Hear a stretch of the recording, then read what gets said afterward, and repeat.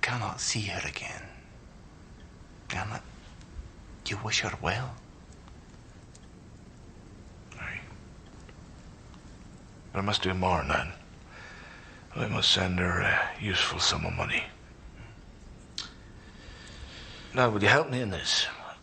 And write the young lady an explanation, as you said, breaking it as gently as possible.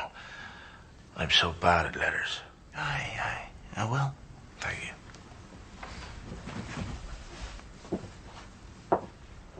I'd like your advice on one other thing, Farfrae.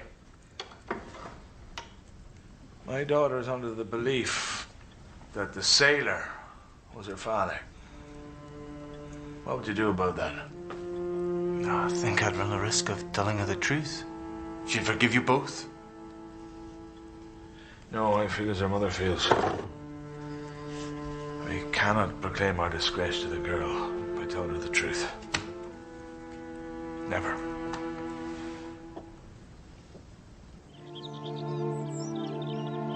Michael Henchard, wilt thou have this woman to thy wedded wife, to live together after God's ordinance in the holy estate of matrimony? Wilt thou love her, comfort her, honor and keep her in sickness and in health, and forsaking all others? Days me, if I ever see a man wait so long to take so little, there's a chance for thee after this, Nance Mugridge. Be cussed if I'd marry any such as he, or they either. How's this, Mother Cookson? Here's Mrs. Newson, a mere skellington, has got another husband to keep her, while a woman of your tonnage have none. I have not, nor another to beat me. 'Tisn't worth my old while to think of another husband. There's a bluebeardy look about him. Until out in time, she'll wish her cake dough for she's shut of him. So long as ye both shall live. I will.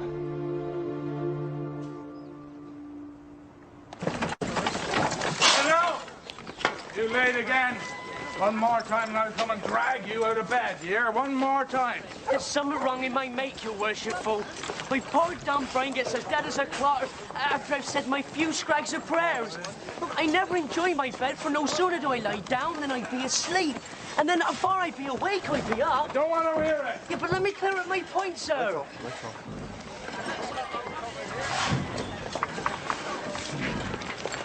Well, he asked me, and he questioned me, and then he wouldn't hear my points. All right. I'm fond of you, but we are very different men, you and I, are we not? I suppose we are, but... But what of it? Right? Aye. Good day to you, Mrs. Henchard. Good day to you, Mr. Farfrae. And Miss Newson. Good day, sir. Going out?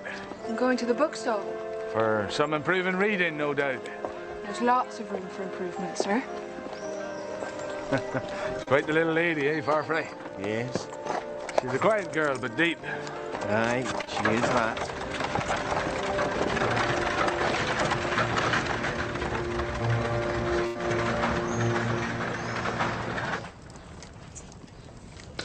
Susan, I want Elizabeth Jane to have my name. I want her to be called Miss Henchard, not Miss Newson. Lots of people do it already without thinking. And it is her legal name, after all. Don't like the other name for my own flesh and blood. Advertise it in the paper, that's the way they do it. She won't object. No. Susan, I want my daughter back again. And surely, if she's willing, you must wish it as much as I. Why? If she agrees, then let us do it by all means.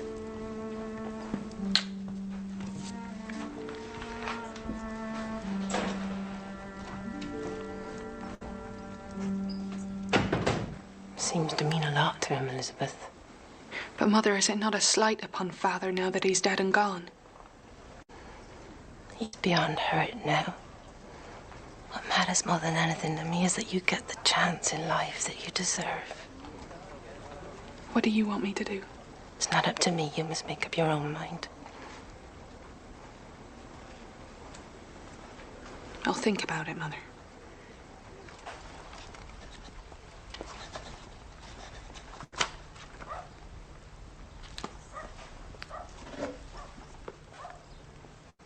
Mother has told me that you wish me to change my name, sir.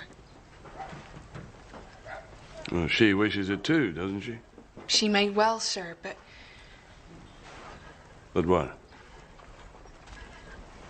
I must do whatever is proper, sir. But do you wish this change so very much? Why, my blessed fathers, what a fuss you women make about a trifle. I proposed it, that's all. Now then, Elizabeth Jan, just you please yourself. I don't mind what you do. Don't you go agreeing just to please me.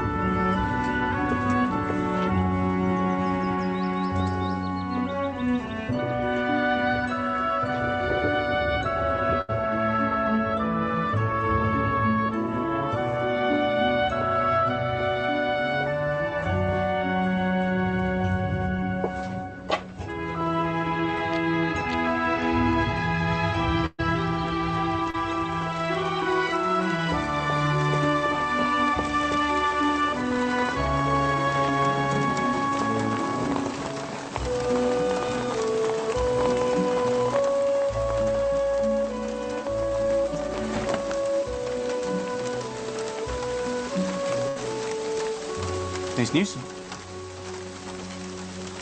I didn't realize you were in here. I've kept the appointment and I'm at your service. So have I, but I didn't know it was you who wished to see me. Otherwise, I wish to see you. Oh, no. Well, at least that is. Didn't you ask me to come here? Please oblige me by coming to the granary. Didn't you write this? No. Indeed. I never would have thought of it. You didn't ask me. This is not your writing. By no means. Then it must be somebody wanting to see us both. Perhaps we'd do well to wait a little longer.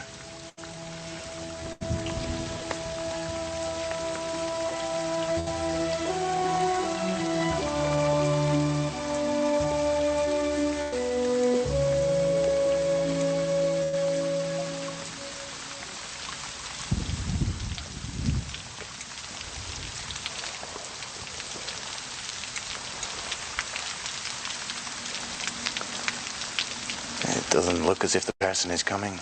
It's a trick, perhaps. It's a great pity to waste our time like this with so much to be done. It's a great liberty. Aye, true. We'll hear more about this someday, and who it was that did it. I'm not bothered so much about the waste of my time, but you, Miss Newson, I don't mind much. Neither do I.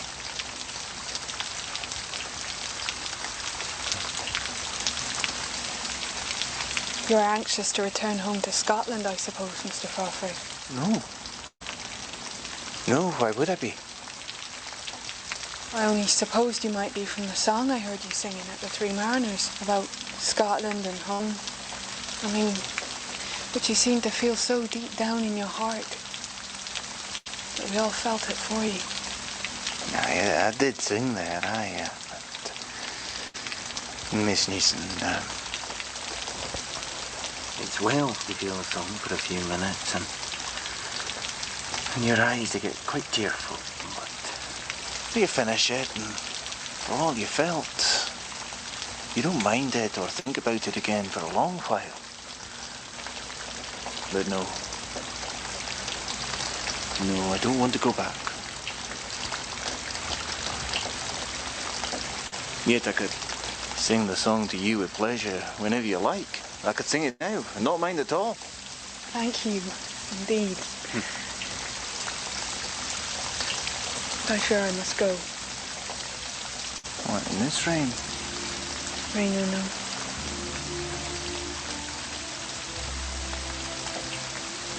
Aye. Aye.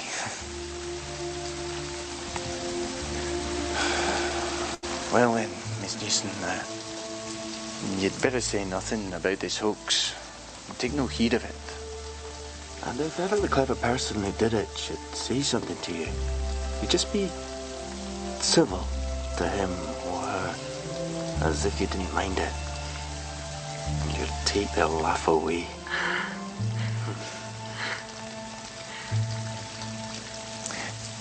I don't know if you've realised it, but you got husks and dust all over you. Oh, no, don't rub it in. It should spoil your clothes. Blowing is best. Here, let me help you. Thank you.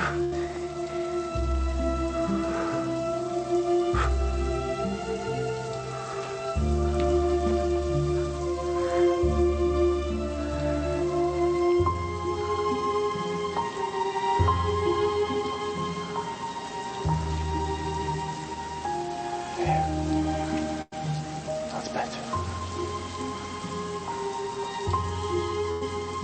Let's go.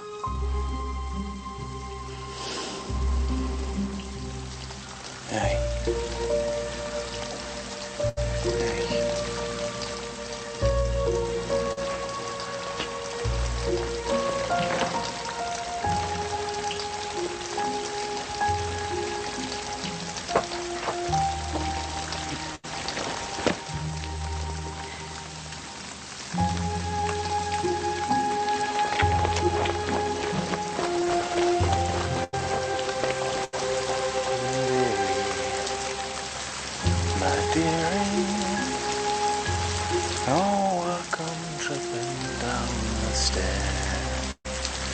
But bonny beg, my dearie. Who could have done such a thing? How was Mr. Farfrey? Was he friendly? Yes. Quite friendly. Yeah, I think he admires you a little. All the young men do. I've never had so much admiration in my life. It's no more than you deserve. If they only knew how ignorant I am. Can this be me? Setting up as a town beauty. I'd be better off selling all this finery and buying more books on grammar and literature. Where are you off? You've a long journey to Blackmore. We're waiting for Abel Whittle, sir. Whittle, late again. Oh, we forgot to wake him, sir. God damn the man. This is the second time this week. I warned him only yesterday. Oh, fetch him, sir. I will not. I will. I'll mortify his flesh for this.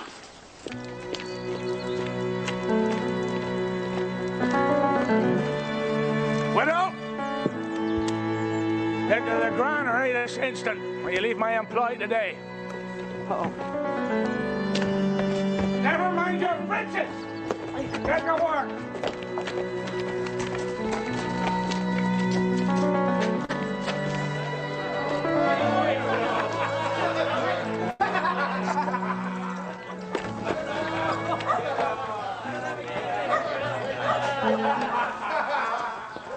For mercy's sake, what is going on? He said he'd mortify my flesh if I didn't get up sooner, and now he's doing it. I shall go to Blackmore since he do command it, but I shall kill myself afterwards, Mr. Farfrey.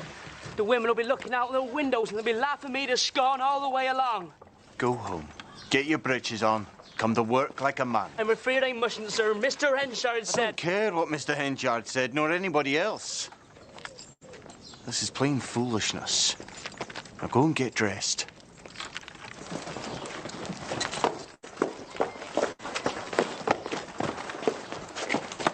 Who's sending him back? I am. I say this joke's been carried far enough. I say it hasn't. Get up in the wagon, Whittle. Not if I'm manager. Either he goes home, or I march out of this yard for good.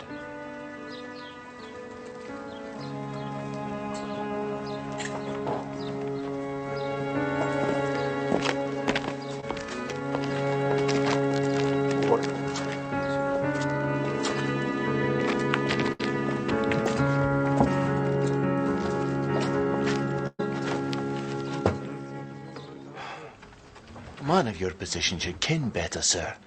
It is tyrannical and not worthy of you. Just to make him remember.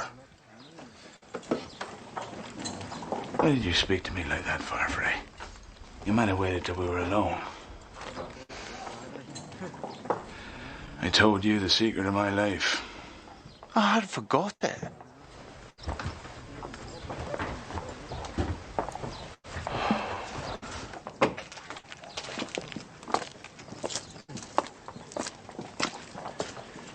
Mr. Henchard didn't mean it, was he? He's just trying to teach you a lesson. Oh, I know, sir, and I well deserve it. He's been very patient with me. He's good to my old mother. He keeps her in coal and snuff all winter. Ah, well. Go on. Get dressed. All right, everybody. Back to work.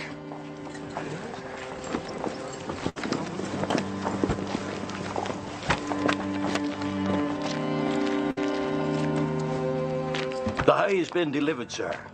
Want it stored on the ground or in the upper floor, sir? Ask Mr. Farfrae. He's the master here.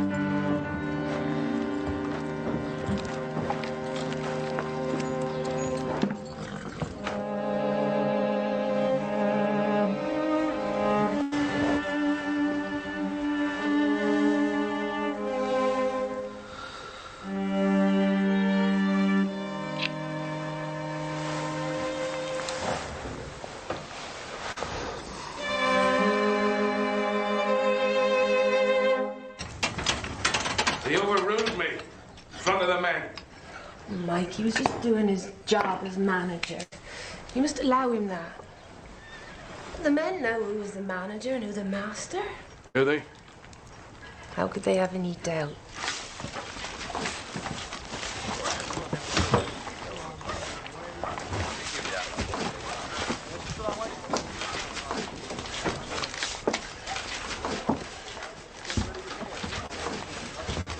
Not yourself today. I'm very well.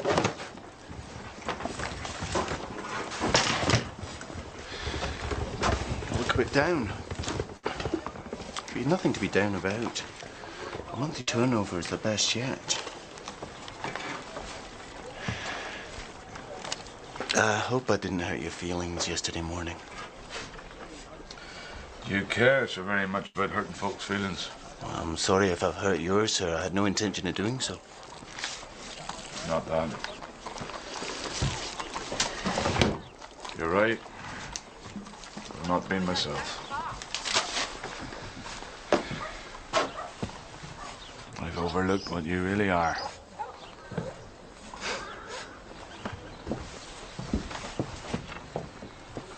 Oh, before you go, I'd like to ask a favour of you. Ask? I think you're getting up an entertainment for the national holiday, but with the weather being so uncertain, I'm going to have to build some kind of shelter. Do you have any objection to lending me some rake cloth? Have as many cloths as you like.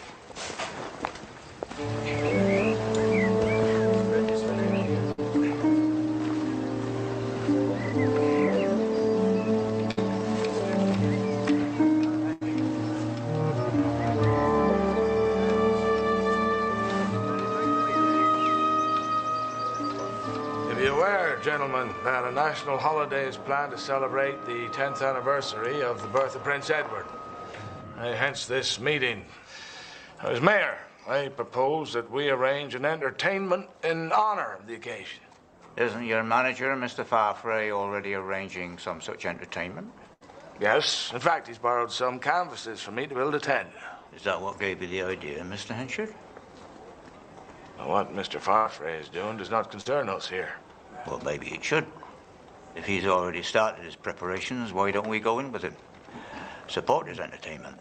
Because it's the council's duty to provide its own entertainment. And what do you propose, Mr. Henchard? Something worthy of our time. We'd hold it on the old earthworks. Everyone would be welcome. There'd be lots of fun and games. And we'd lay on a mammoth tea party. All completely free. I'll arrange everything. You leave it all to me.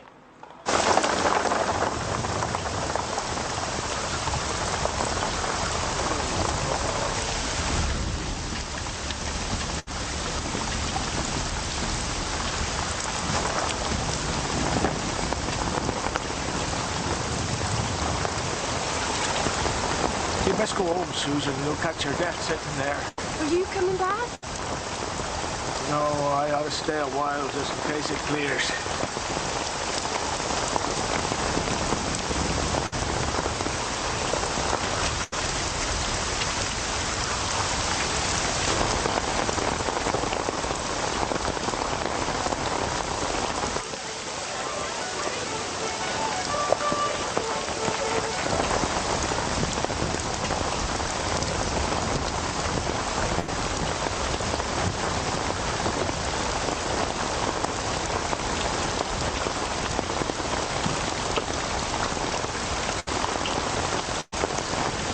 Finished now. The entertainment's over. The food can be distributed among the poor people of the town.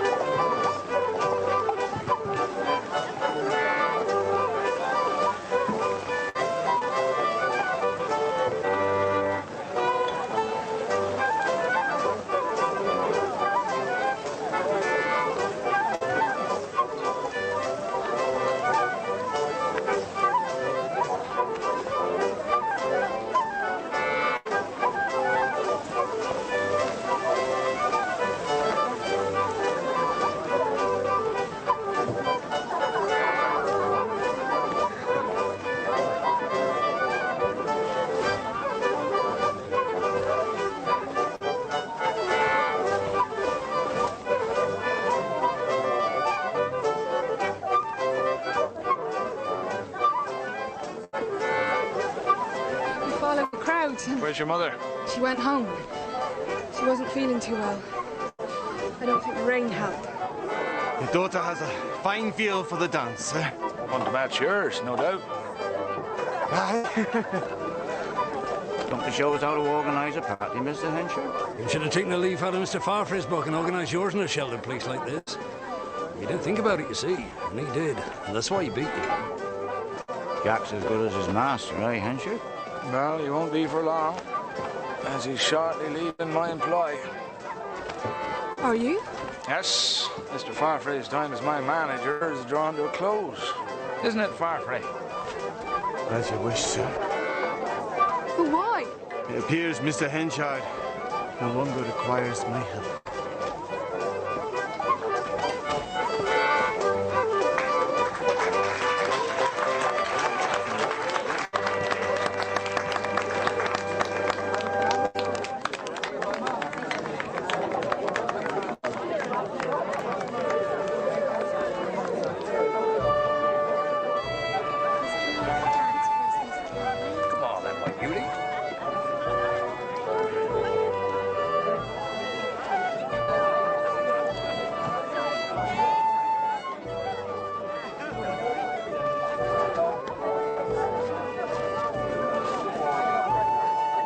Why must you leave? Oh, it was merely a matter of business. Nothing more. I was hoping to have another dance with you. I'm sorry, but I must go. Would you mind if I walked you home?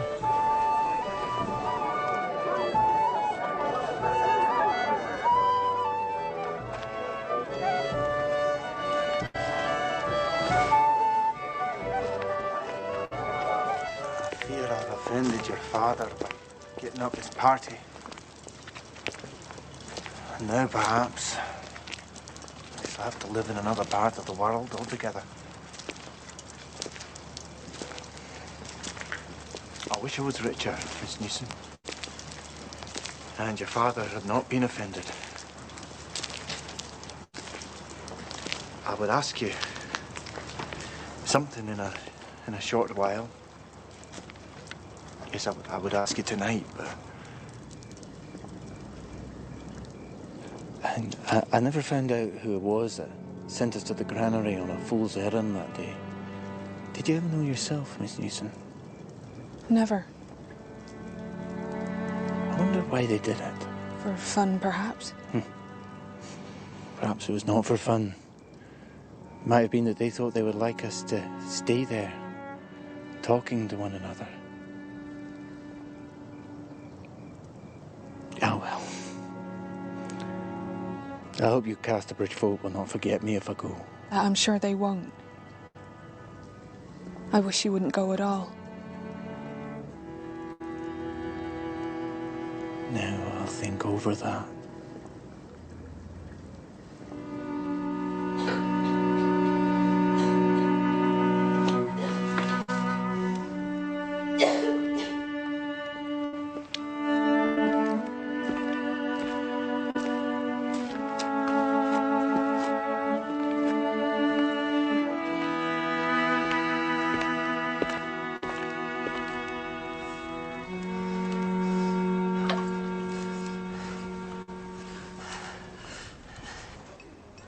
Mr. Farfrae has written to the council advising he wishes to set up on his own account as corn and hay merchant. He therefore applies to have his own official stall in the corn exchange. Does anyone have any objections?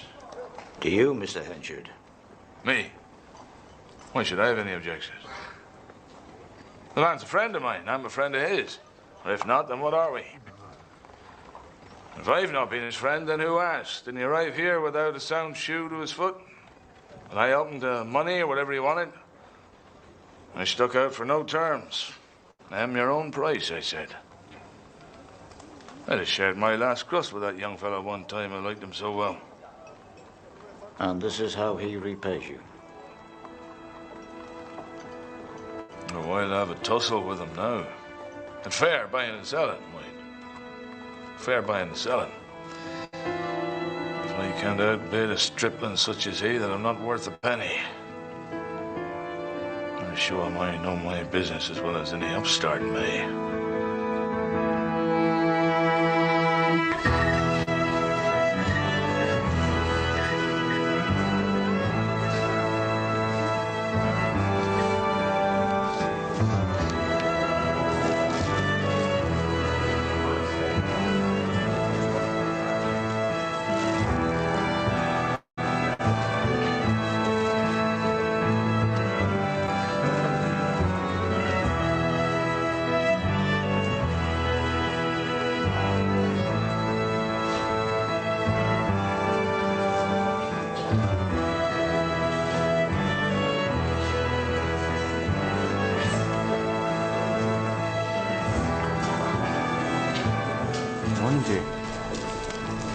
I'm delighted you've set up on your own. Frankly, I'd rather do business with you than with Henchard. Oh, I'm sorry, sir. I cannot help you. How do you mean? He was once my friend. I'm sorry to disappoint you, but I cannot hurt the trade of a man who's been so good to me.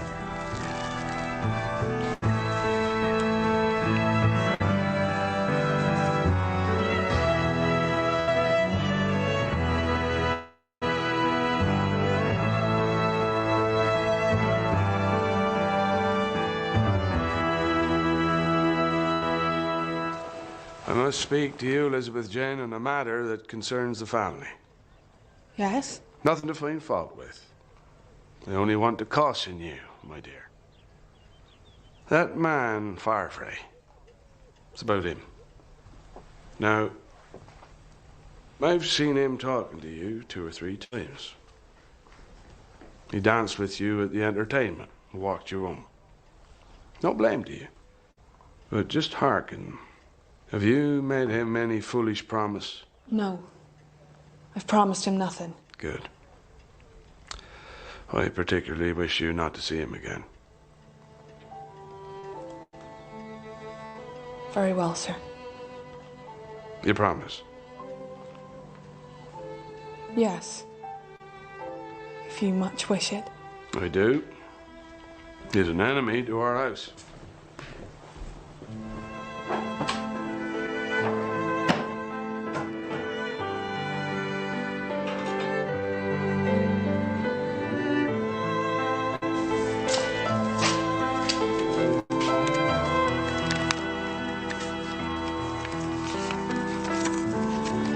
Sir, I make request that henceforth you and my stepdaughter be as strangers to each other.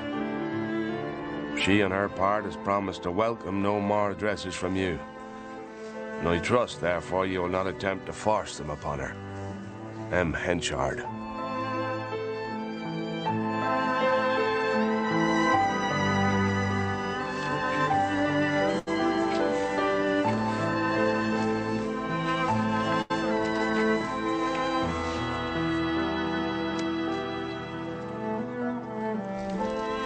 He'll never change. He's making an enemy of Mr. Farfrey when he could have had him as one of the family. Which had been my dearest wish. Do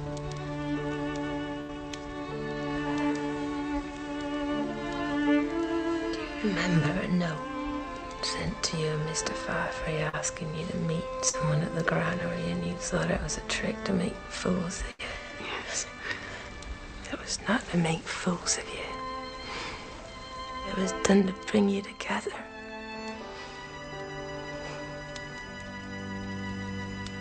I did it. Why? I wanted you to marry Mr. Farfrey. But what reason? Oh, I had a reason. It will out one day. I just wish it could have been in my time. Mother, don't talk like that. There. Nothing is as you wish it. Henchard hates him. Perhaps they will one day be friends again. I don't know. I don't know. All that matters to me now is to see you settled before I go. There's something I must write. Fetch me a pen, Elizabeth, and some paper.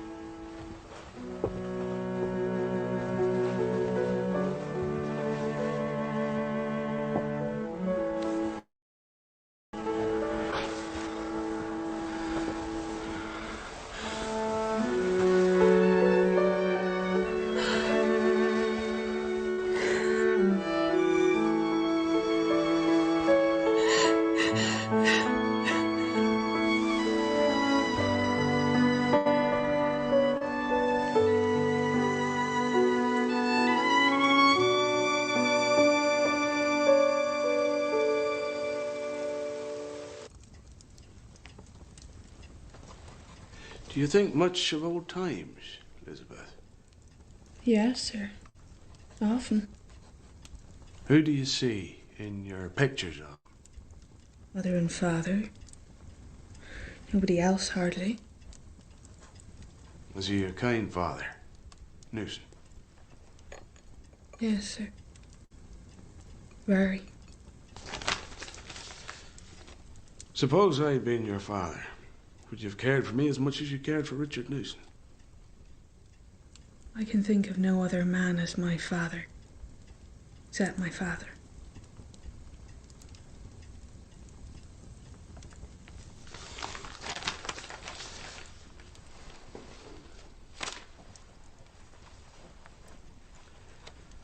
What did your mother tell you about me?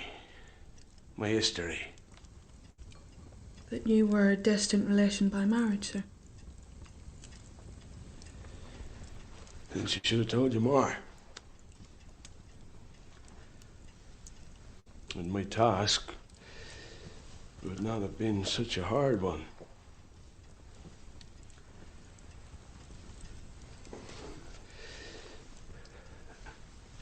Elizabeth, I am your real father, not Richard Newson. Your mother and I were man and wife when we were young. What you saw was our second marriage.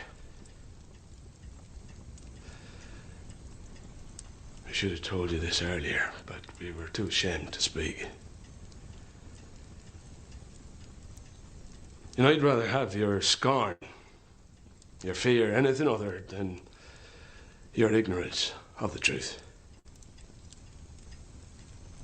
It's that I hate.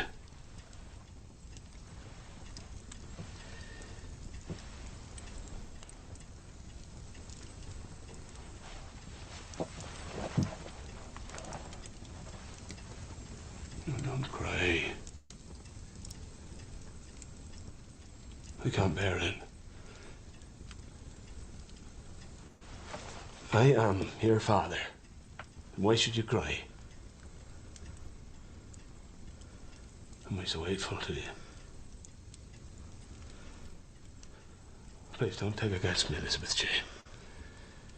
Though I was a drinking man once and used your mother roughly, I'd be kinder to you than he was. I'll do anything if you just look upon me as your father.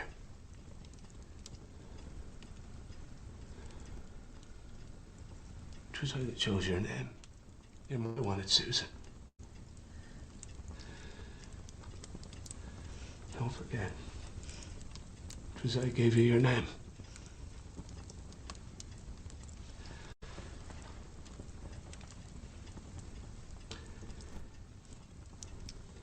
One word more.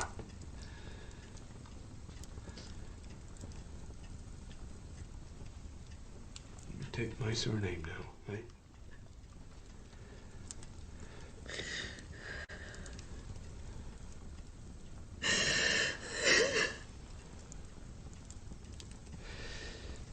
Your mother was against it, but 'tis legally yours.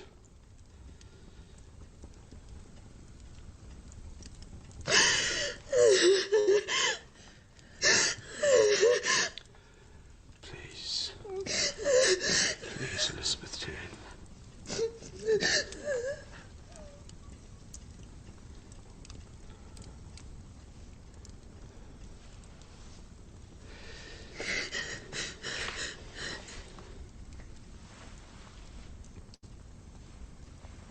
Sorry.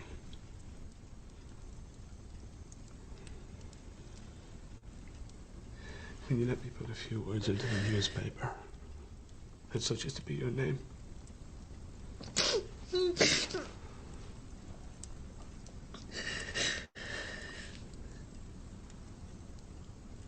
If it is my name, I must have it, mustn't I? Why?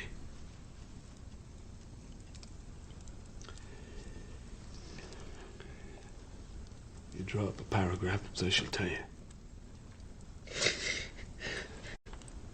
You need a light.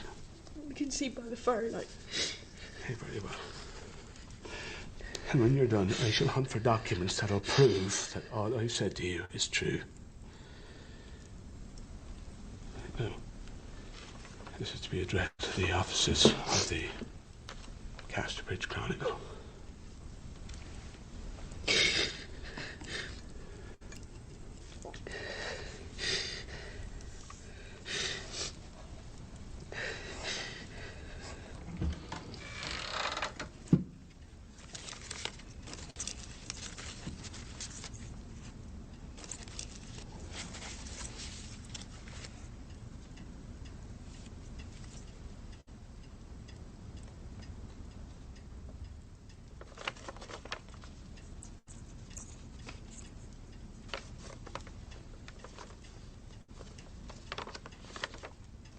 For the good of all of us, I have kept one thing a secret from you till now.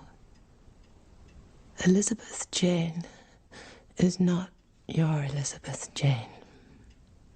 The child who was in my arms when you sold me. No.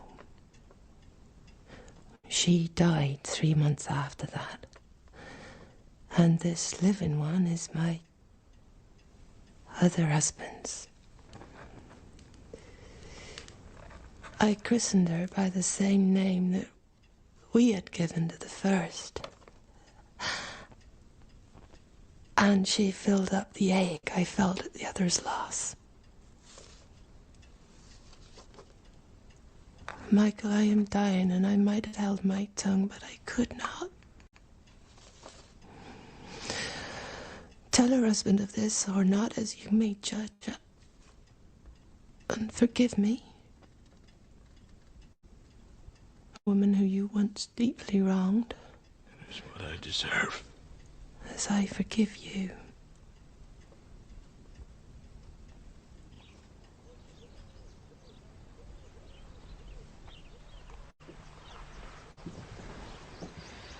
Father?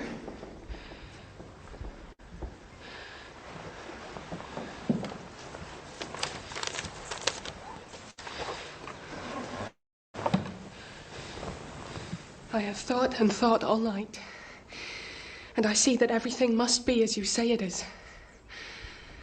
And I'm going to look upon you as the father that you are, and not to call you Mr. Henchard anymore. It is so plain to me now. Indeed, Father, it is, for of course you would not have done half the things you have done for me, and let me have my own way so entirely, and bought me presents, if I'd only been your stepdaughter.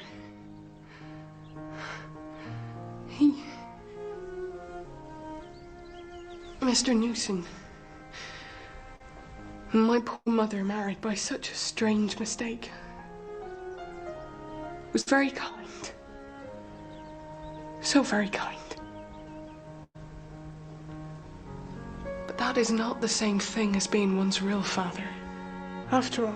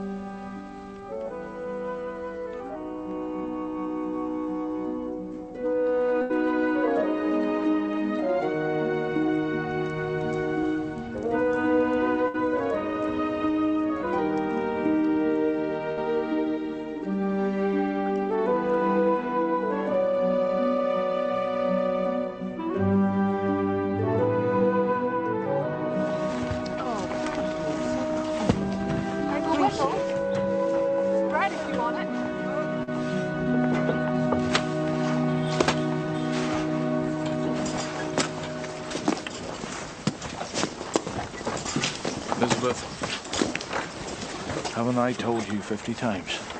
You thank the servants for everything they do for you when I'm paying them £12 a year to do it. And now you play the servant yourself to a common workwoman. I'm sorry, Father, I didn't think... You'll disgrace me to the dust. She's waited on worse. And at a public house in this town. Just ask her. Is this true? It is true, but it was only... Did you do it, or didn't you? Yes. With the Three Mariners when we were staying there.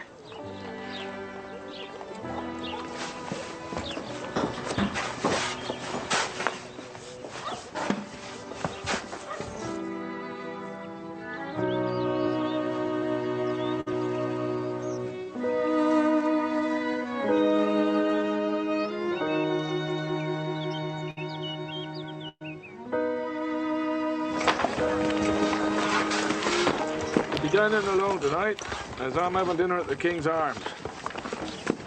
Very well, Father. Not that I'm looking forward to it. Now that my term of office as mayor has come to an end, it seems I'm not even to be numbered among the aldermen.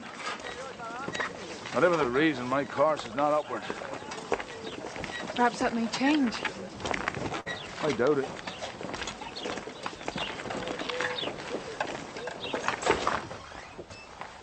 by the way, I shall be seeing Mr. Farfrae at the new mayor's dinner. I propose to tell him I no longer have any objections to his seeing you, if you so wish.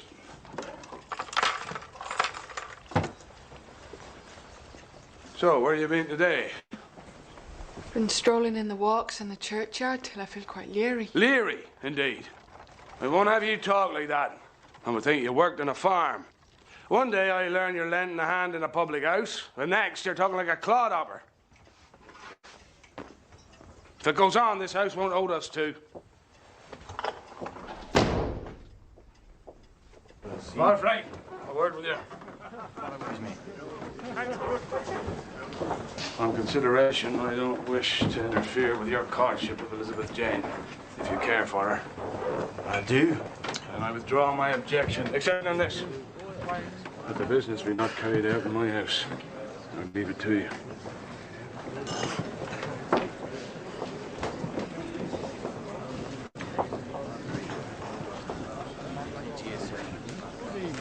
Here we are again then, Farfrae, you and I. The place where my career started its downward course. My career? Nay. My life.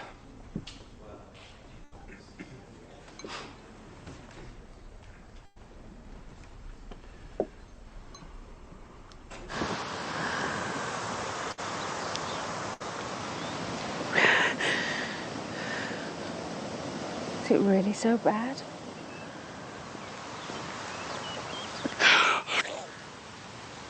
I can't tell you. I can guess how it is with you. That was your mother. My mother and my only friend.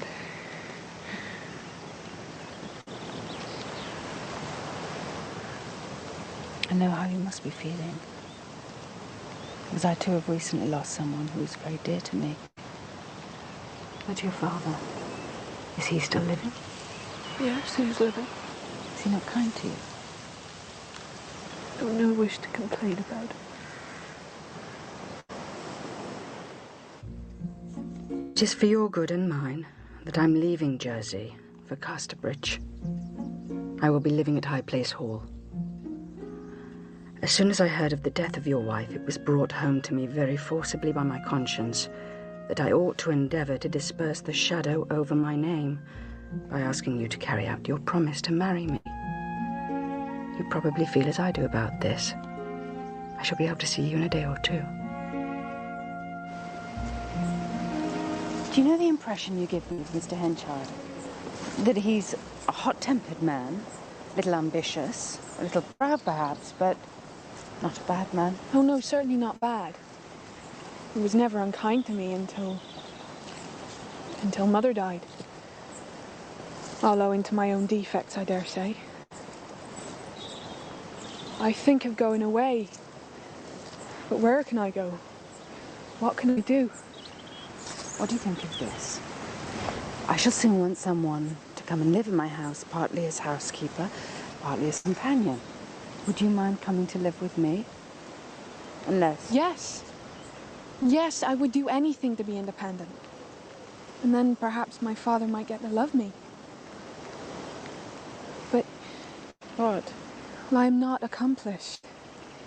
And a companion to you must be that. Well, not necessarily. But I can't help using rural words sometimes when I don't mean to. Never mind, I should like to know them. And I shan't do. I learned to write round hand instead of lady's hand. And of course you will want someone who can write that. No. What, not necessarily write lady's hand? Not at all. Well, where do you live? In Casterbridge. Or rather, I shall be after 12 o'clock today. I'm moving into High Place Hall. The hall? You know the place? Everybody knows High Place Hall. Now, will you think over my proposal and meet me here at the same time tomorrow? Yes. Yes, I will. Father, do you have any objection to my going away? Going away? No, none whatever. Where are you going? I have the chance of a place in a household where I can have the opportunity to study and get more cultivated. Then make the best of it in heaven's name. If you can't get cultivated where you are. You don't object? No, not at all. It better be done properly. I'd like you to have a small annuity, so as to be independent of me, and so that I can be independent of you. Would that please you? Certainly. I'll see to it without delay.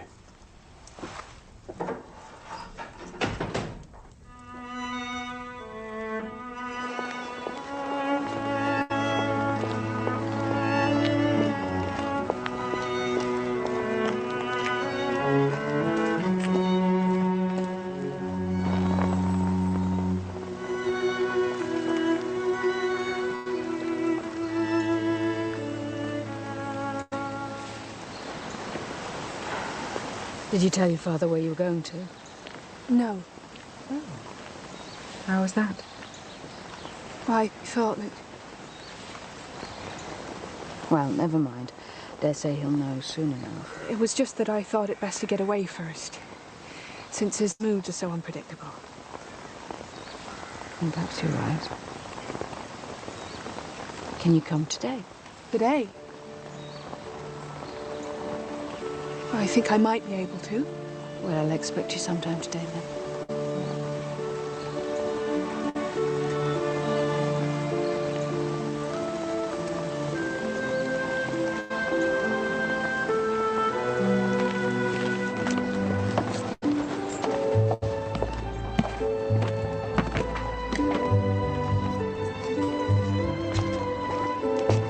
You're off? Said I might go. Yes, but I thought you meant next month or next year. My God, you take time by the firelock. So this is how you're going to treat me for all my trouble about you? Father, how can you speak like that? It's unjust of you. Have your own way.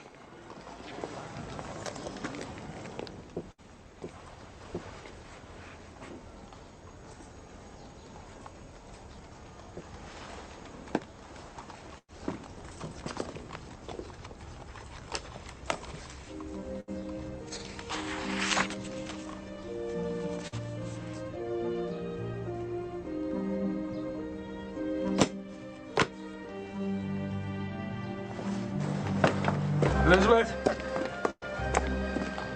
Don't go away from me. Maybe I spoke rough, but I've been grieved beyond everything by you. By me? What have I done? I can't tell you that now.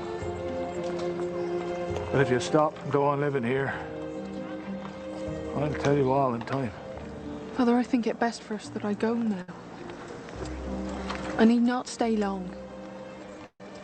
I shan't be far away, and if you want me badly, I can soon come back again. You'll not be gone far, you see. What'll be your address, in case I should wish to write to you? Or am I not to know? Certainly. It's only in the town. Where? High Place Hall.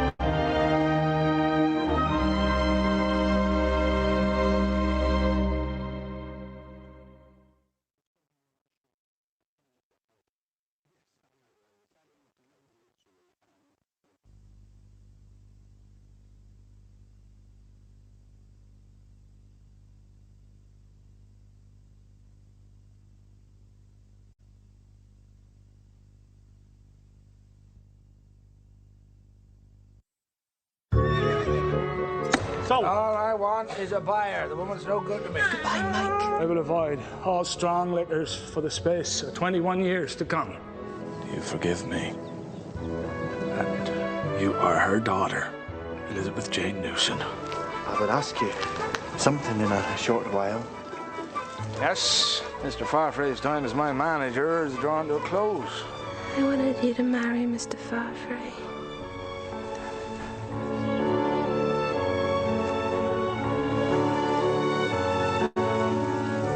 Elizabeth, I am your real father.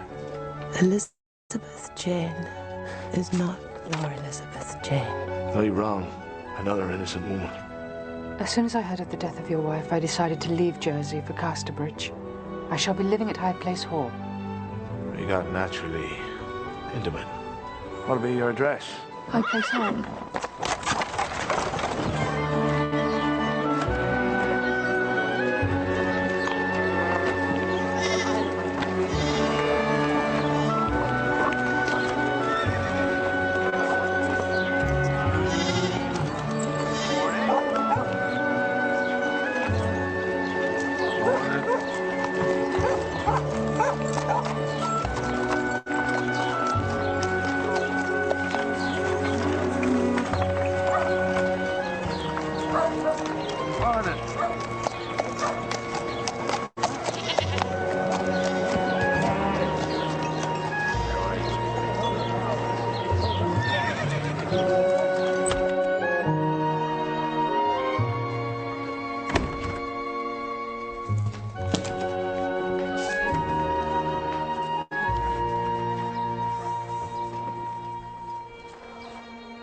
My dearest Michael, I'm now in residence here at High Place Hall.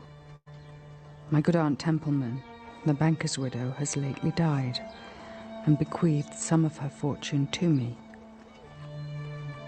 I have taken her name as a means of escape from mine and its wrongs. I've got your daughter to live with me to give you an excuse for coming here, as if to visit her and thus to form my acquaintance naturally. I cannot wait to see you again. Yours as always, Lucetta.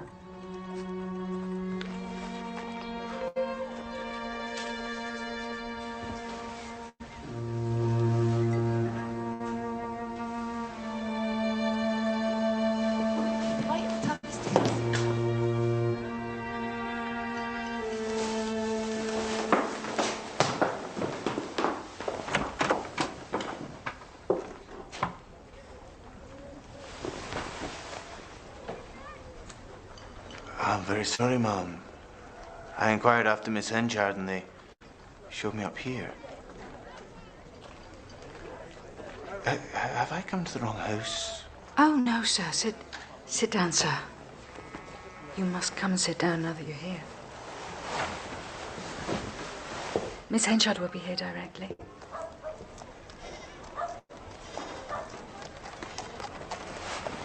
Isn't the market fascinating? I love watching it, looking out from the window.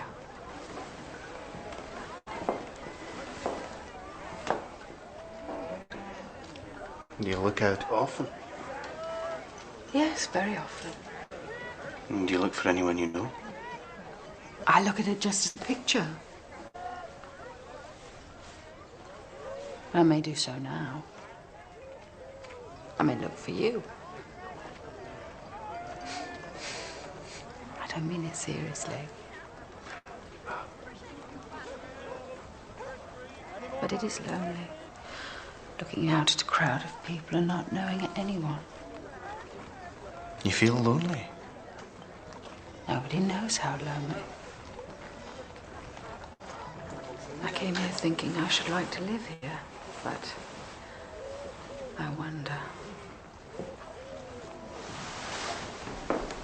Where do you come from, Mum? The neighbourhood of Bath. And I from near Edinburgh. But a man must live where his money is made. And I've done well here. I bought wheat in the autumn when the price was down. And then afterwards, when it rose, I sold off at a profit. It's knowing when to buy, when to sell. That's the art of it.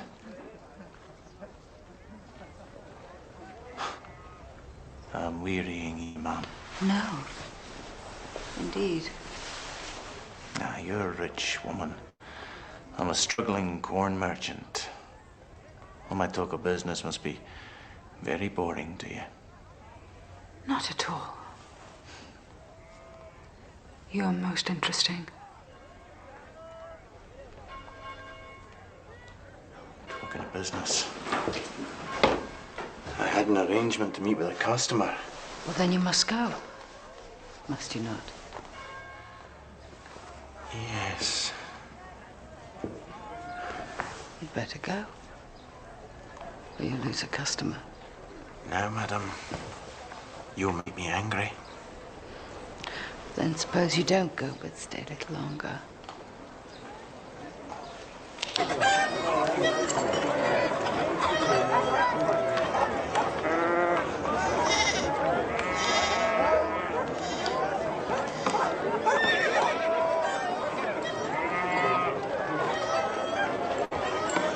I like staying,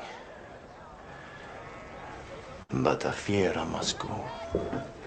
Business ought not to be neglected, ought it? Not for a single minute. True. I'll come again when business allows, if I may, ma'am. Certainly. What's happened to us is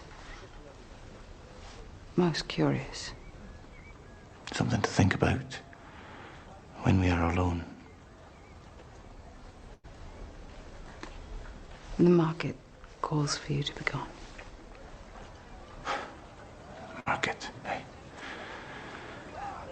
Business. I wish there were no business in the world. I've never wished such things before. It's only since coming here and seeing you. I'll see you in my thoughts.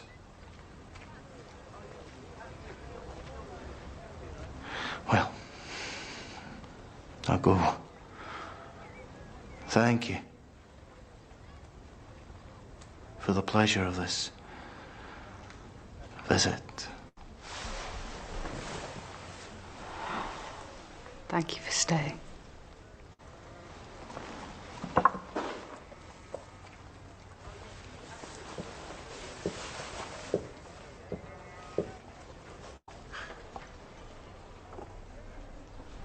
Maybe I'll get into my market mind in a few minutes, but I don't know.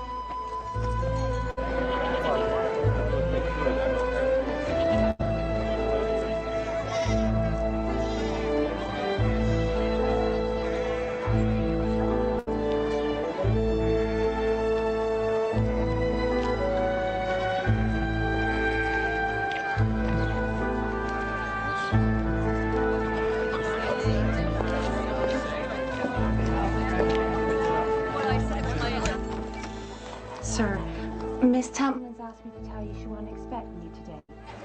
But she'd be happy to see you tomorrow.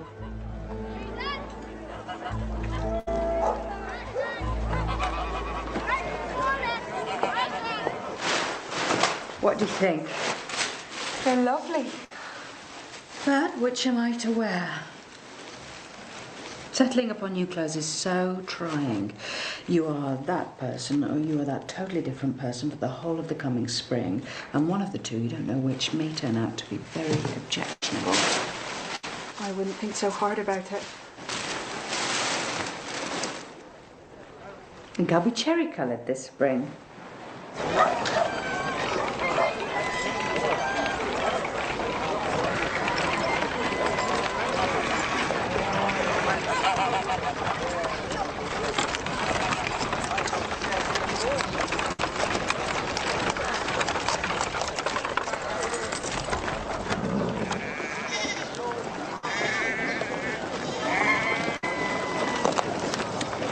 Morning, Elizabeth Jane. This is the lady I live with, Father. Miss Campion. Happy to make your acquaintance, Mr. Henchard. This is a curious machine. Yes. Very curious. Who brought it here? Don't ask me, ma'am. All I know is it can't possibly work. You refuse to see me.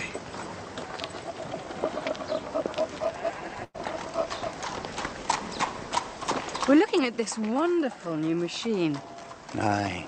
It'll revolutionize sowing here. No more sowers flinging their seed all over the place so that some falls by the wayside and some among thorns and all that. So much for the romance of the sower and the seed. Is the machine yours? No, madam, no. I merely recommended it be got. So don't forsake the machine for us.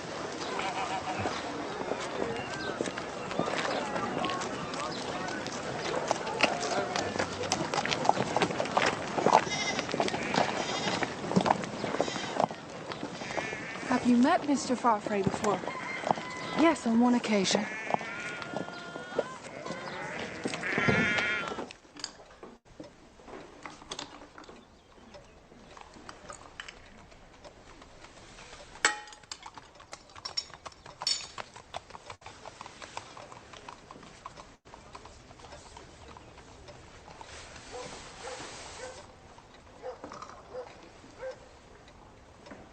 Do you think of home, Mr. Farfrae? Aye. Sometimes. So do I, as far as I can. Of Bath? Well, it's all pulled down now. I mean, the old house where I was born, so I hardly have any home to think of. All bread and butter.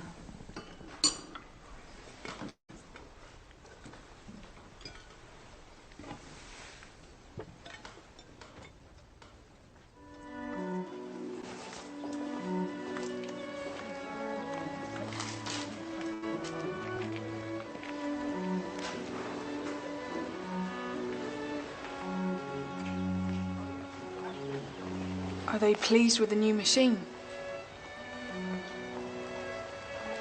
What?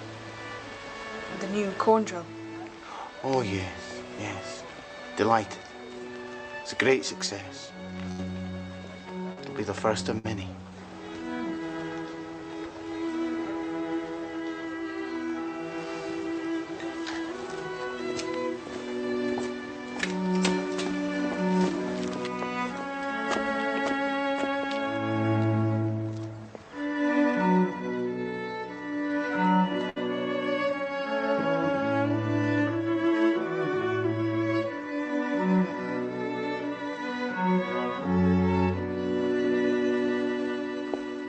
It was good of you to come.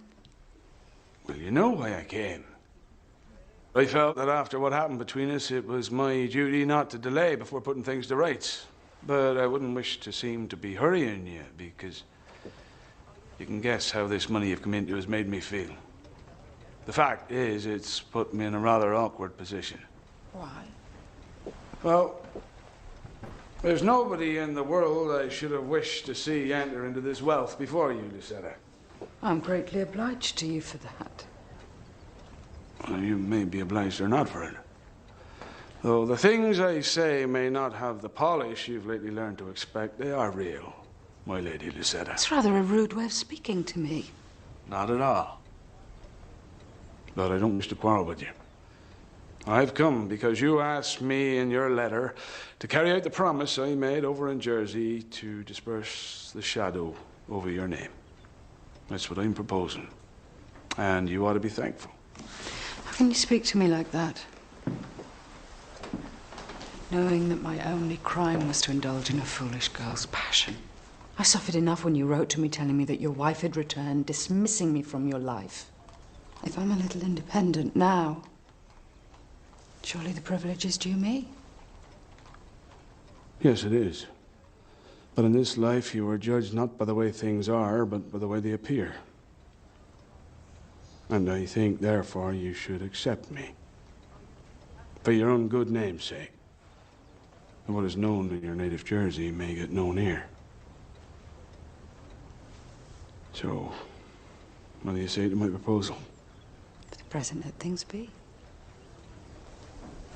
Treat me as an acquaintance. And I'll treat you as one.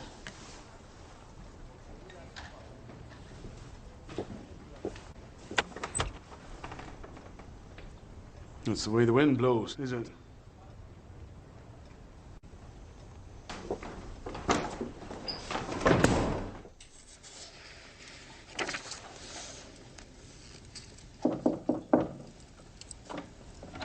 Yes?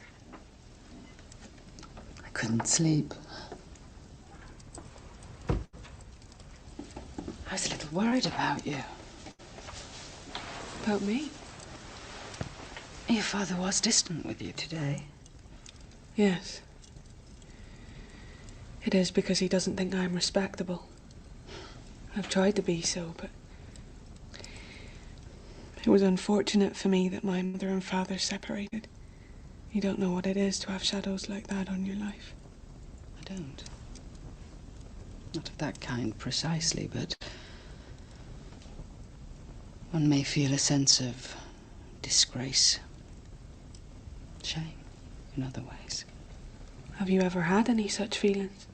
I was thinking of the difficult positions in which women may find themselves in the eyes of the world, through no fault of their own.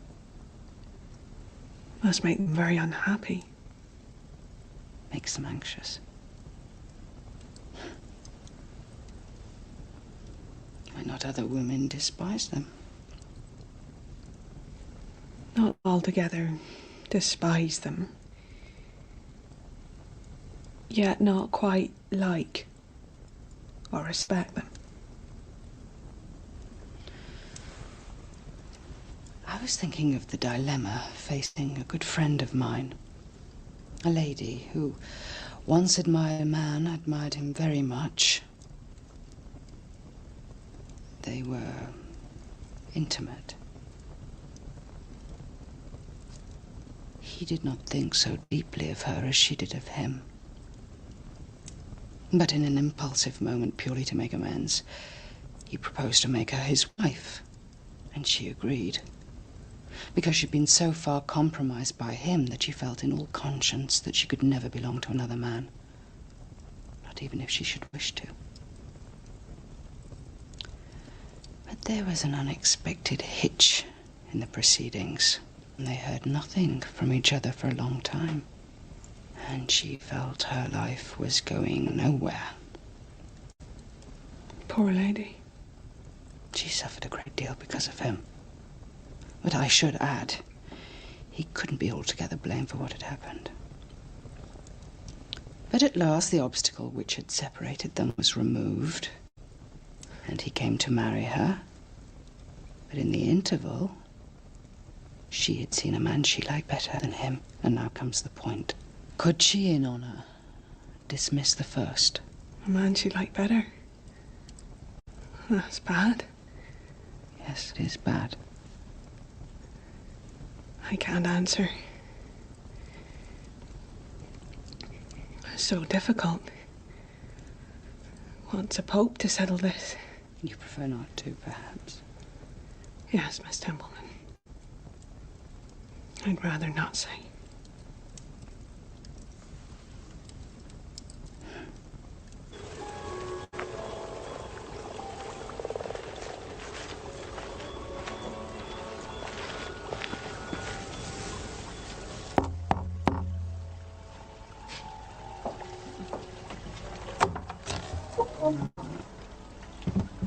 Can I talk with you? Come in. This'll do. Thank you. I've heard you can do things of a sort. Maybe so, Mr. Henchard. Why do you call me that? Because it's your name. I had a feeling you'd come. And I've not come in vain. Now, for instance, can you charm away warts? Without trouble. Cure the evil? If they will wear the toad bag by night as well as by day. Forecast the weather. With labour and time. And take this. It's a crown piece. Now, what's the weather to be for the harvest fortnight? I've worked it out already. And you can know at once. By the sun, moon and stars. The harvest weather, what'll it be? The last fortnight in August will be rain and tempest. You're not certain, of course. As certain as one can be in a world where all is unsure. It will be more like living in Revelations this autumn than in England. All right, lads, keep them coming, that's it. I am again out of a manager. As you were, sir, when I was last here. Yes? You appointed Mr. Farfrey in my place. A mistake I paid for. Enough of that. You in a place now? Not so much as a beggar, sir. When can you come?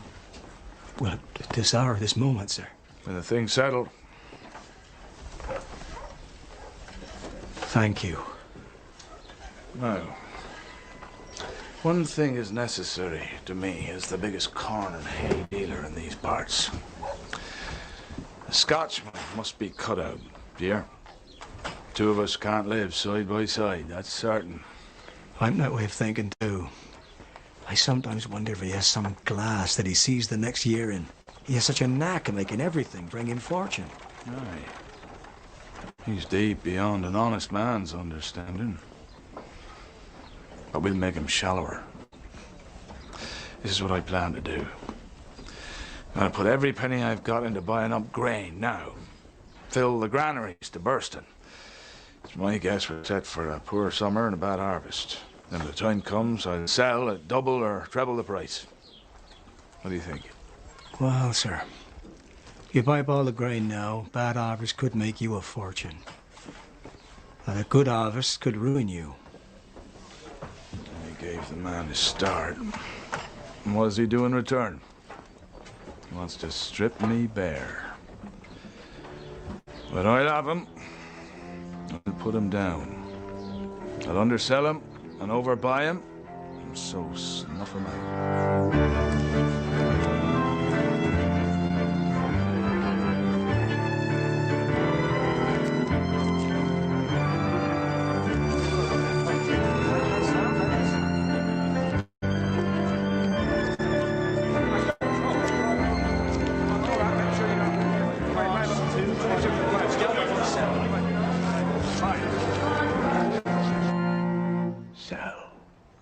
The bank has to protect. Sell.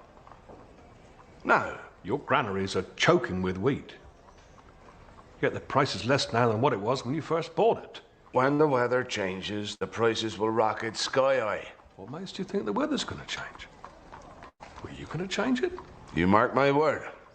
You're a man of influence, Mr. Henchard, but I doubt even you can change the weather. But the point is, the bank can no longer accept the risk. I've given you enough security.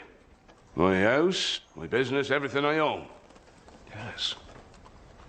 And you're in danger of losing it all if the price continues to fall. You gambled on bad weather and you lost. You're not the first. Look, I'm not a gambler or a weather forecaster. I'm a bank manager and I can read a balance sheet. And I am a councillor and a magistrate and a man of property. You got commitments. You got business debts to honour. I'll honour them. So you'll start selling now?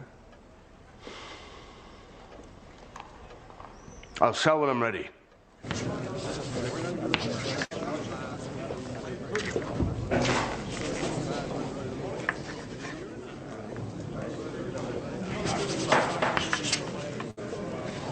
Scorching hot day. Scorching hot day, you say? But that meant for your blasted advice, it might have been a fine day enough. Why did you let me go on? When a word of doubt from you would have made me think twice. My advice to you, sir, is to do as you thought best. A useful fella. Well, the sooner you find somebody else to help in that way, the better. I need you and your advice no longer.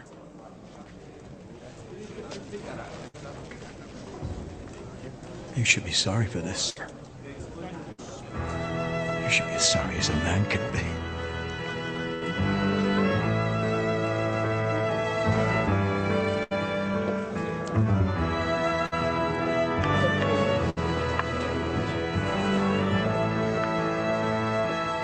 Sell it.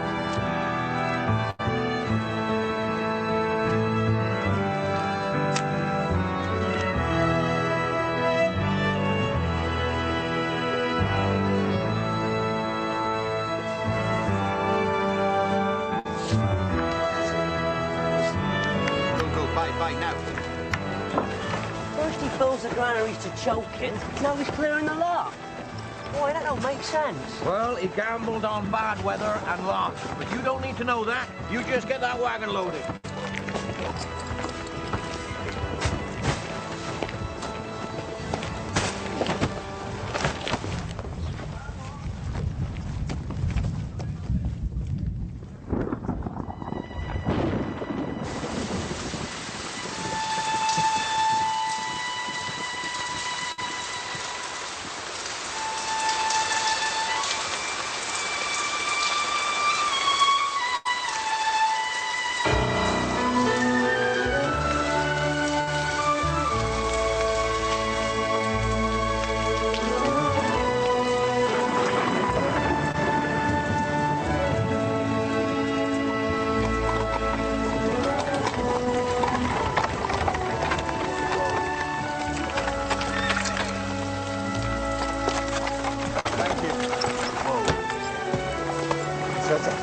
There's something I must ask you. You are sure to be sought after because of your wealth, your talents, and your beauty. Or will you resist the temptation to be one of those ladies with lots of admirers and be content to have only one? Donald, I love nobody else.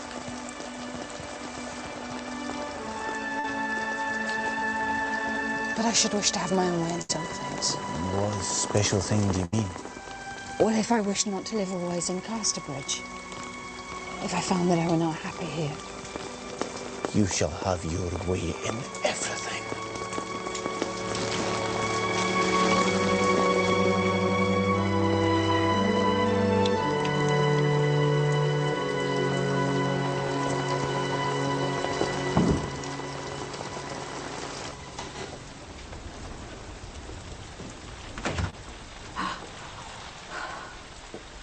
I have a little matter to remind you of, which you seem to have forgotten. I may wish to forget. And I may wish to remember.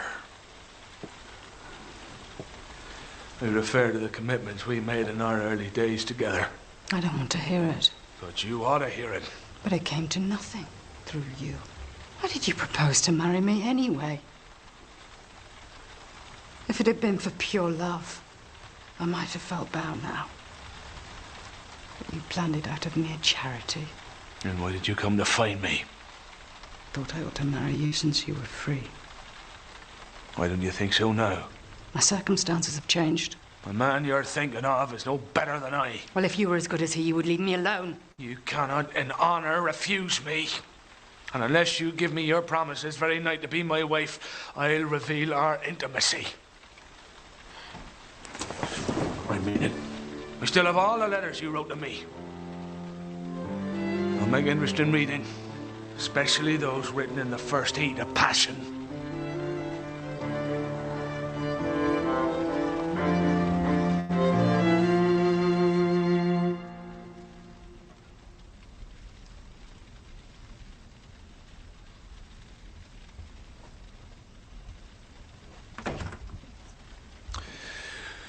Elizabeth Jane, I want you to hear this. Will you or will you not marry me?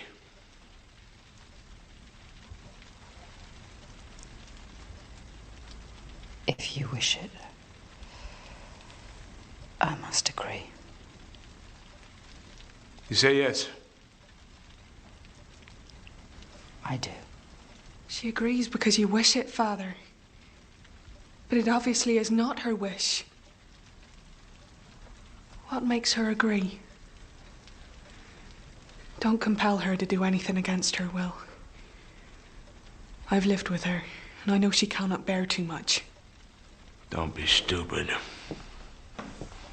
This'll leave him free for you, if you want him, won't it? Who are you talking about? Nobody, as far as I'm concerned. Then it's my mistake. But this business is between me and Miss Templeman. And you agree to be my wife? I do.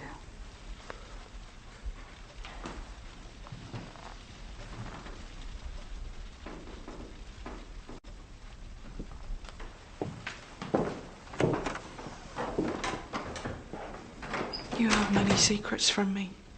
Perhaps you have some from me? I wouldn't do anything against you. I can't understand how my father can command you like this. I'll go and ask him to release you now. No, no. Let it all be. Only one case up today, sir. What is it? An old vagrant, sir. A female. Swearing and committing a nuisance against the church wall, sir. When I proceeded to the place, I saw defendant at another spot, namely the gutter. And when I approached to draw near, she committed the nuisance and insulted me. Now then, have you any questions to ask him or anything to say? Yes. 20 years ago or thereabouts, I was a selling of furmity in a tent at Waden Fair, and a man and a woman and a little child came into my tent. They sat down and had a basin apiece. Now, I used to season my furmity with rum for them as asked for it. I did it for the man.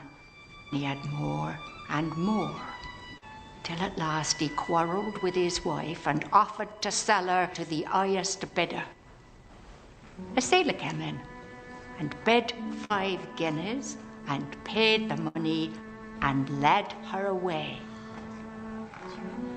And the man who sold his wife in that fashion is the man sitting there in the great big chair.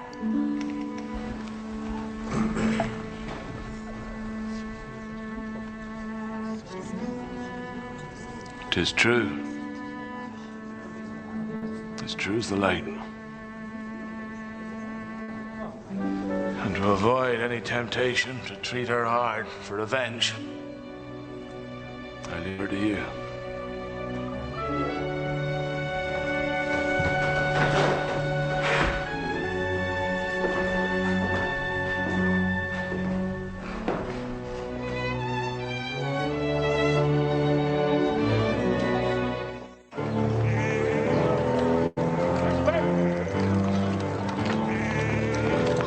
See Lucetta.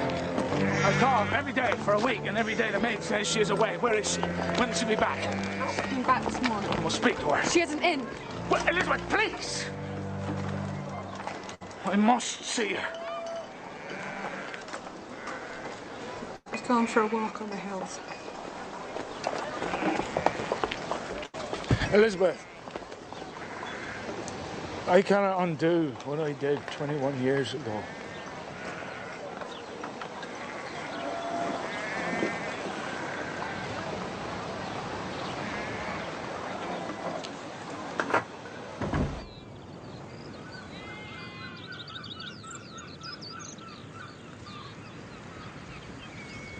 Lucetta!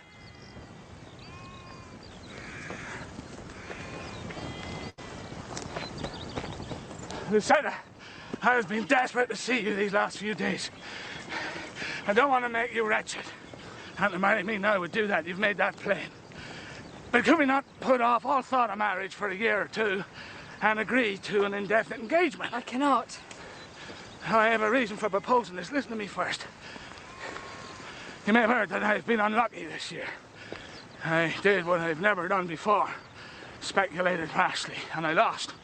I am the bank's creature now. But if I could help you, I could advance you some money. But no, I'm not a man to sponge on a woman, even though she may be so nearly my own as you.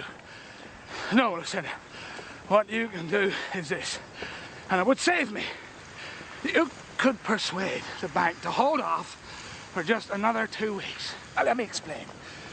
If you would just let it be known that you are my intended and that we are to be quietly married this next fortnight. Wait, you haven't heard all. Nobody else need know. You could just go with me to Mr. Grower and let me speak to you on such terms. I would ask him to keep a secret. He'd wait willingly then. A fortnight's forbearance on his part would be enough for me to pull through.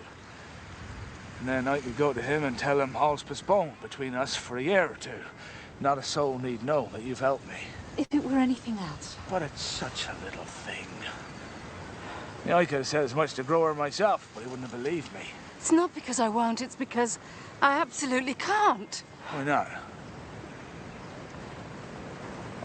Because he was a witness. A witness of what? Well, let's hear what you mean. Witness of my marriage. Marriage? Yes. With Donald Farfrae, I'm already his wife. We were married this week at Port Bredy.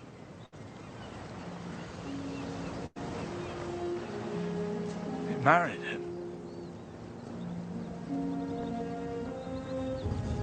What? You married him whilst bound to marry me? Well, how could I keep my promise to you after hearing that you'd sold your first wife at a fair like that? I couldn't risk myself in your hands. I love Donald, but I knew I should lose him if I didn't secure him at once, for you would carry out your threat of telling him of our former acquaintance. But you'll not do so now, will you, Michael? I've a mind to punish you as you deserve. One word to this brand new husband of yours, and your precious happiness is blown to atoms. Don't say another word. Go home! Don't stay here any longer! Go home!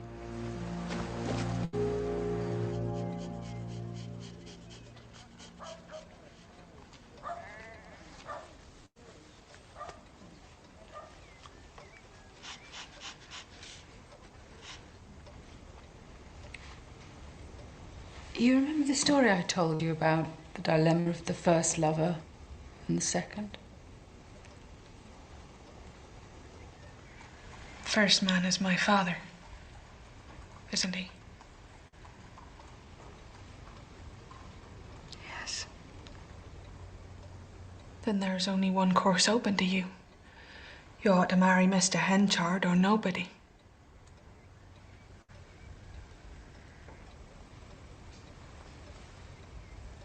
Elizabeth, I was so afraid of revelations that would destroy me. That...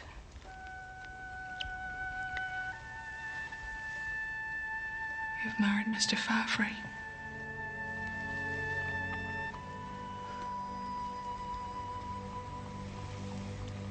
Yes. But I told him I would like you to stay with me just as before.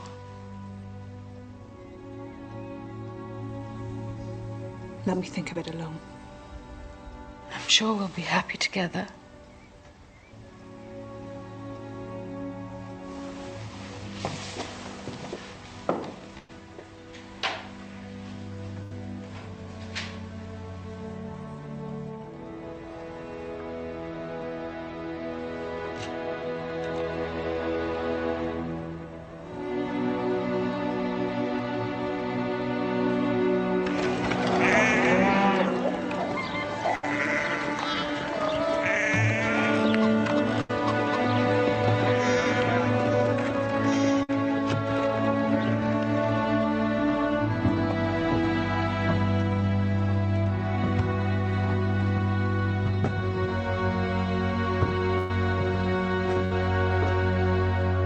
Creditors in this case, I want you to know that I've proved the balance sheet to be as honestly made out as it could possibly be.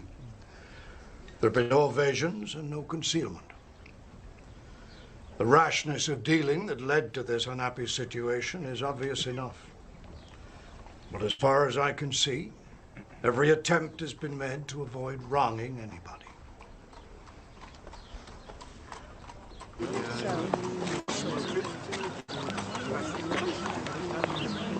What's the occasion?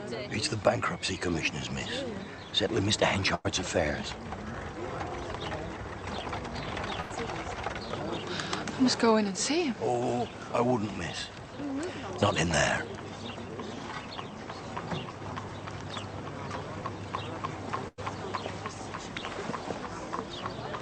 Over and above the assets that appear on the balance sheet, there'll be these.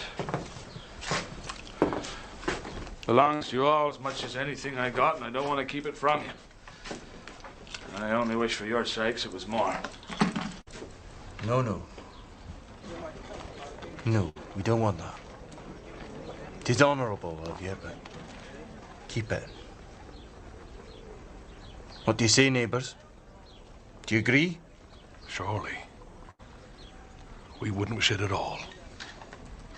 Well, the case is a desperate one. I have to admit I've never met a debtor who behaved more fairly.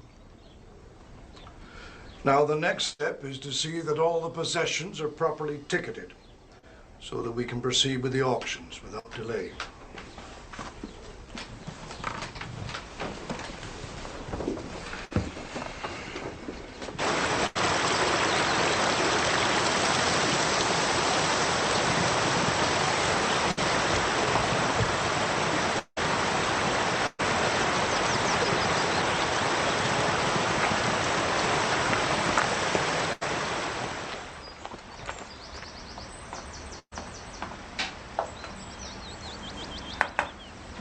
Yes?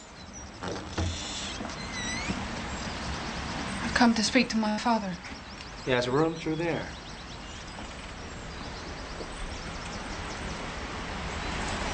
Why is he staying here with you? Necessity has no choice.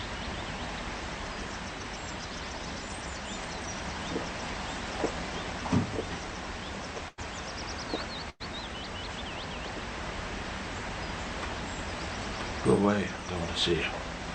I want to make sure you're looking after yourself. I thought you never wanted to see me again. I can't know what happened all those years ago. But I do know that my mother wanted to see you again.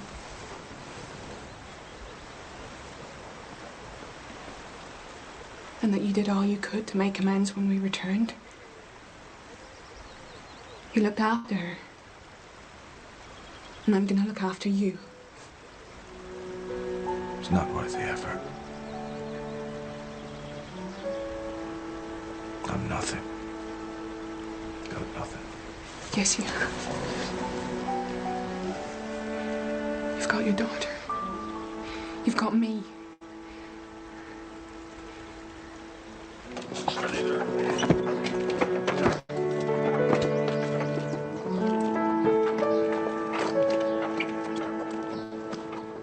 Mr. Farfrae is master here now. Yes, Miss Henchard. Mr. Farfrae's bought the concern and all us work folk with it. It's better for us now. We shouldn't say that to you. But, well, we don't have to fear for our lives as we did before. So, though I get a shilling a week less, I feel a richer man now.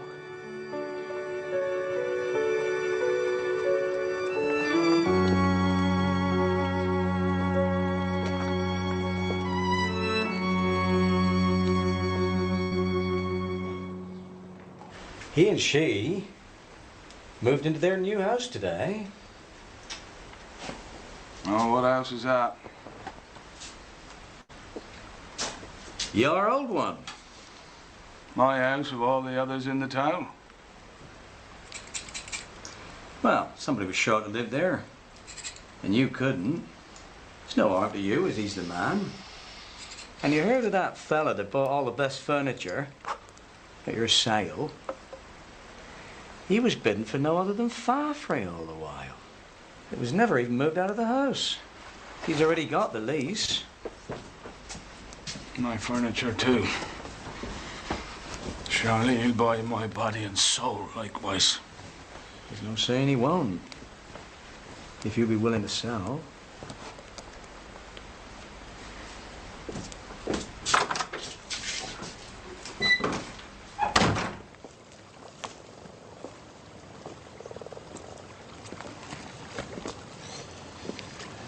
Mr. Henchard, I heard that you were thinking about emigrating. Is it true? Yes, it is true.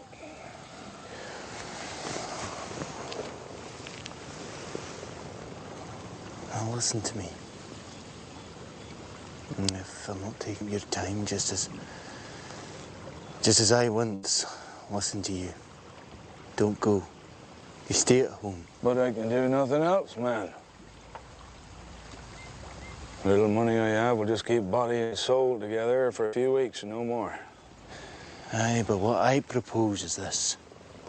If you'll listen, you come and stay in your old house. I'm sure my wife would not mind at all. Until there's an opening for you. No, we should quarrel. You'd have part of the house for yourself. Nobody to interfere with you. You don't know what you ask. But I can do no less than thank you.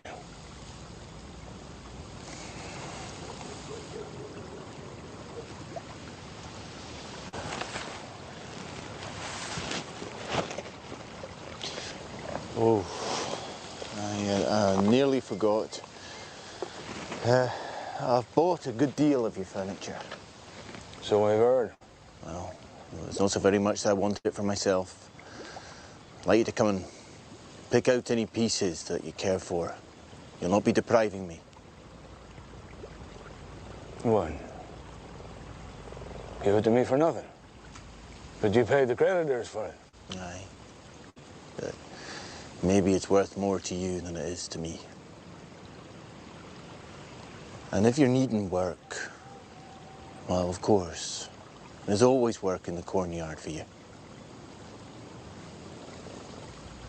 I sometimes think I've wronged you.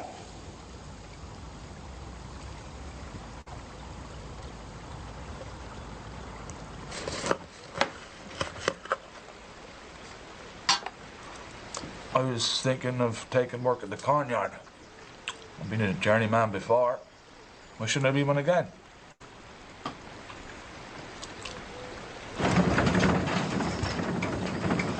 Hear what they're all saying? He'll soon be mayor. It's nonsense. He's too young to be mayor. Good afternoon. Beg your pardon, ma'am? Said good afternoon. Good afternoon, ma'am. Glad to see you, ma'am. But we humble workmen think it a great honor that a lady should look in and take an interest in us. Would you please not speak to me like that? I'm only too glad that you should have employment for my husband, but in all fairness, treat me as his wife. I've committed no crime and done you no injury.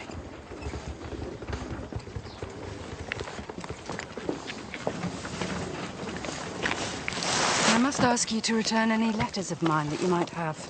You must see how desirable it is that the Times in Jersey should be blotted out for the good of all parties. The good of all parties. Will you return them? Gladly. If I can find them.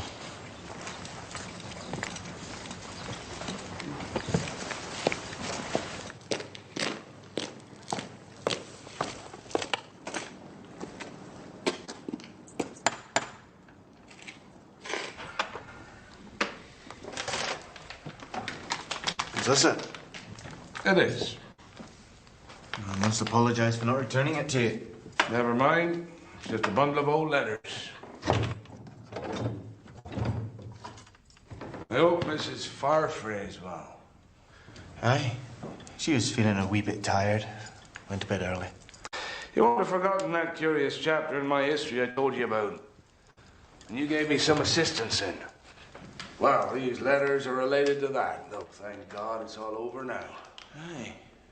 What became of the poor woman? Luckily, she married. Married well. So these reproaches she poured out on me earlier on don't now cause me any twinges, as they might otherwise have done.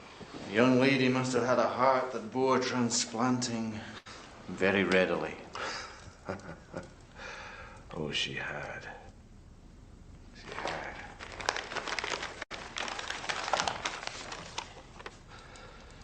Just listen to what an angry woman will say.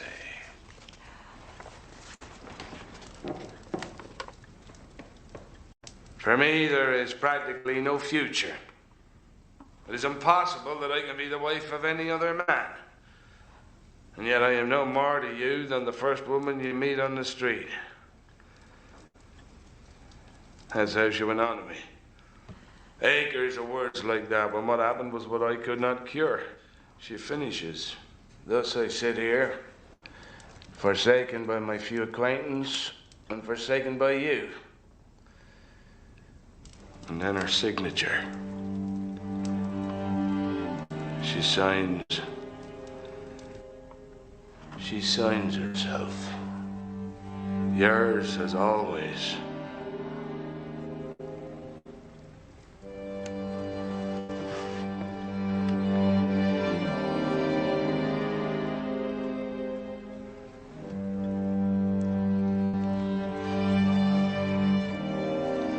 What does it matter what she signs?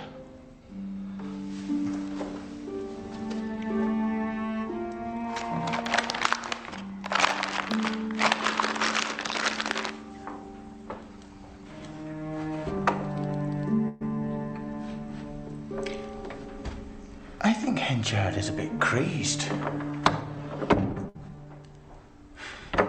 He's just been reading me some letters relating to his past life. I had no choice but to listen. He is a strange man. He's so intense. I sometimes think he hates me. I can understand why he should feel a wee bit of envy, but I cannot understand the intensity of what he feels. Can you? It's more like an old-fashioned rivalry in love than a rivalry in trade. Though perhaps trade was his love. Does he know that we are? No, I said nothing about the baby. I didn't think he'd exactly welcome another Fafre.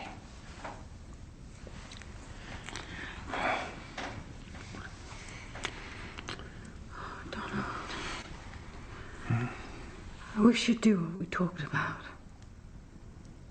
Give up business and go away from here. Plenty of money. Do we have to stay? No, of course we don't. No.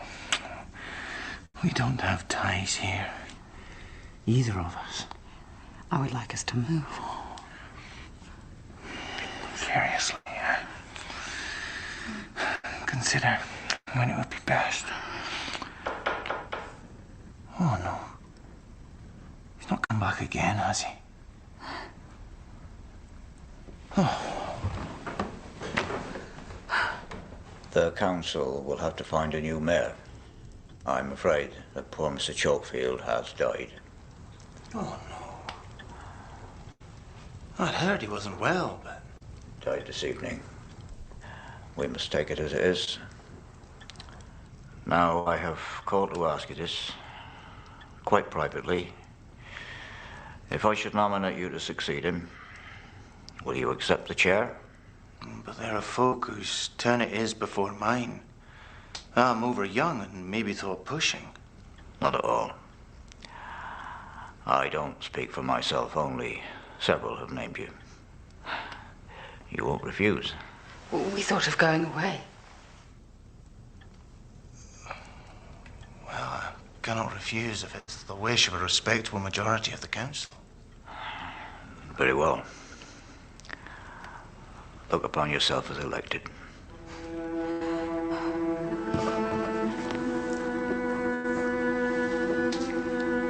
We've had aldermen long enough.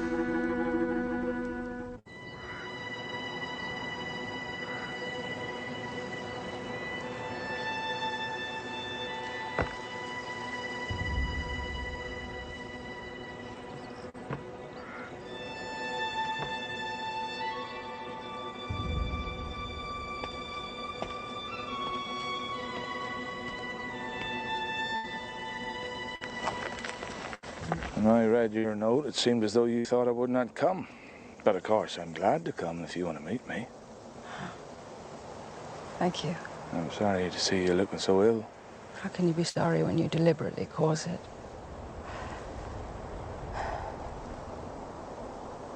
I'll destroy the letters. No, give me them back. But he's bound to find out, sooner or later. But not till I have proved myself a faithful and deserving wife. And then he may forgive me everything. I hope so. And your secret shall be kept. I swear it.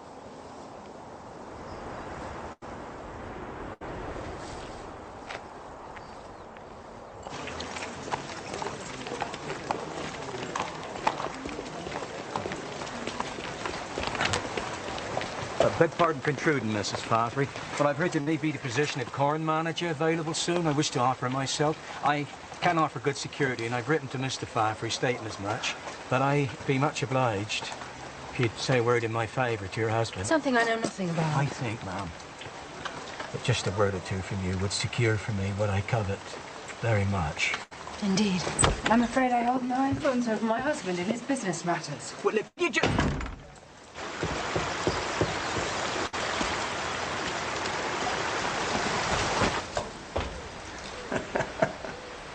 If you're looking for your father, he's not here. Do you know where he is then? This last week, he's spoken about nothing but this day. Seems that this day's exactly 21 years since he swore his vow not to drink. Where do you think I can find him? Well, if he's busted out drinking, likely you find him down at the Three Mariners.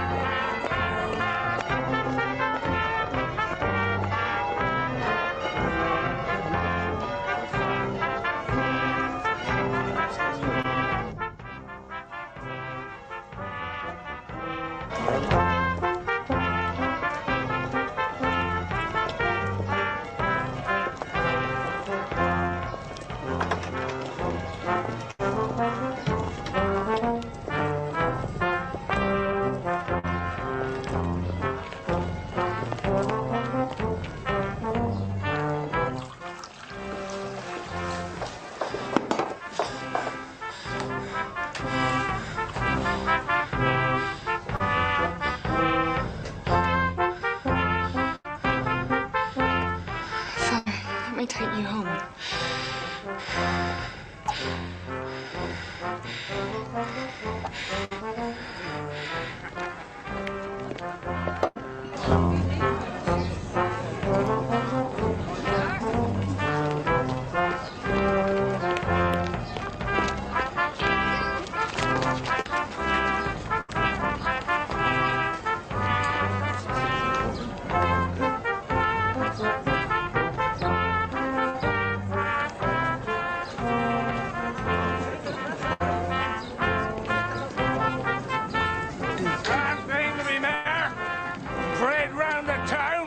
Swinging your gold chain, and surrounded by hangers on and toadies. Oh, man, you're drunk.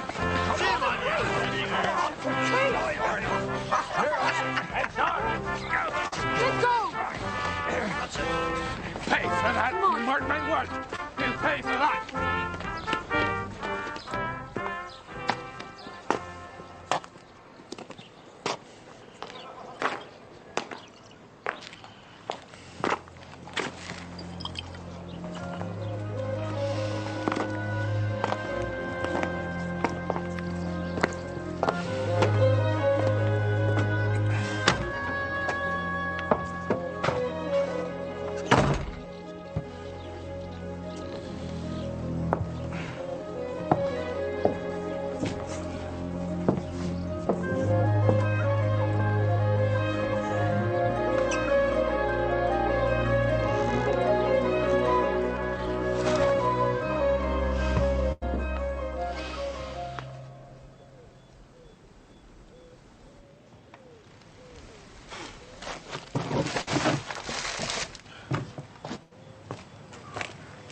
You come up here.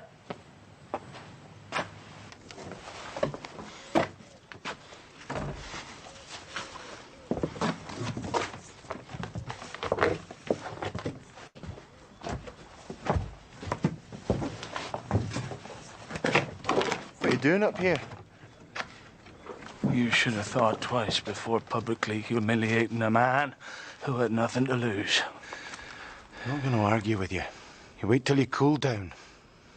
You'll see things the same way I do. We're here to finish off that little wrestle you began this morning. There's the door, 20 feet above ground. One of the two of us puts the other out that door. The master stays here. As the strongest man, I've tied one arm to take no advantage of you. You understand? And here's at you.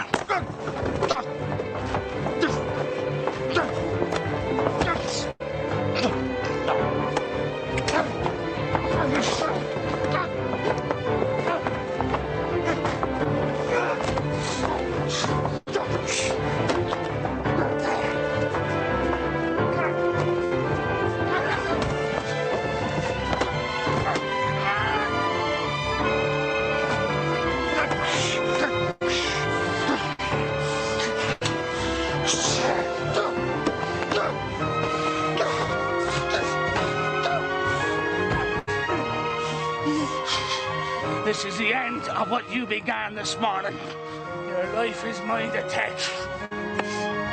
Indeed. Take it. You've wished it long enough.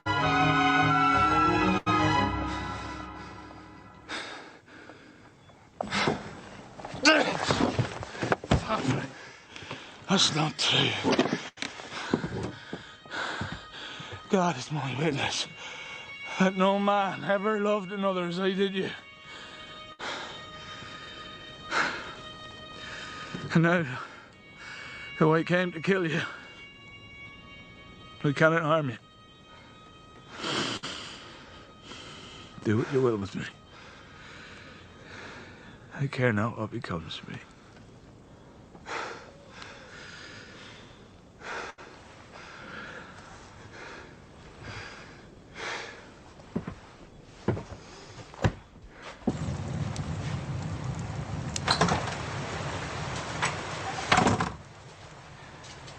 I wish you to do something for me, Jock.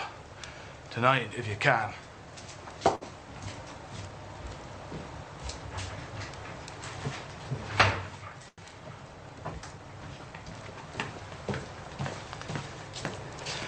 Leave this at Mrs. Farfray's for her. I should go myself, of course, but I don't wish to be seen there. Thank you.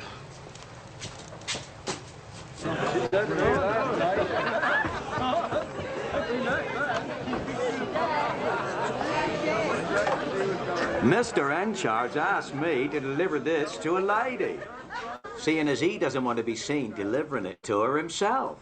Why would he not be seen? My guess is there's something between him and that lady. What lady? It's one that stands high in this town, Mrs. Farfrey. Henchard and Mrs. Farfrey? So, what is in the parcel? This is the passion of love. Then open it.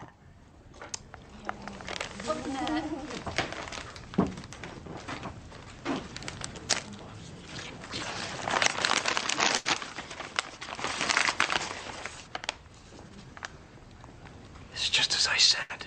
It's her love letters to him. Love letters? Then let's hear 'em, good soul.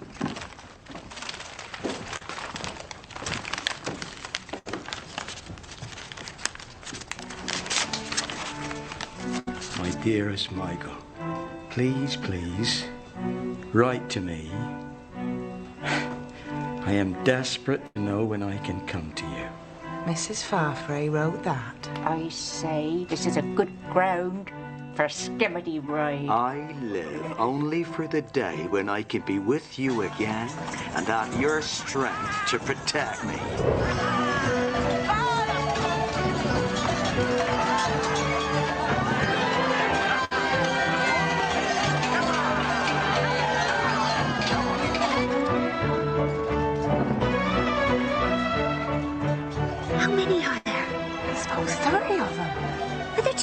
pictures? Yeah. 2 images on a donkey, back to back, their elbows tied to one another's. I've come to see you.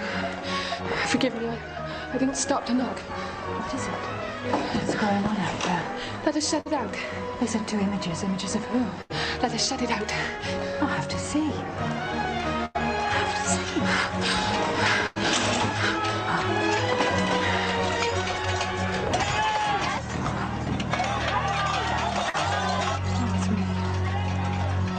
It's me and Henchard. There's nobody to stop it, not one. Come away. Let me close the shutters. She's coming. She's mean. My chance. Oh.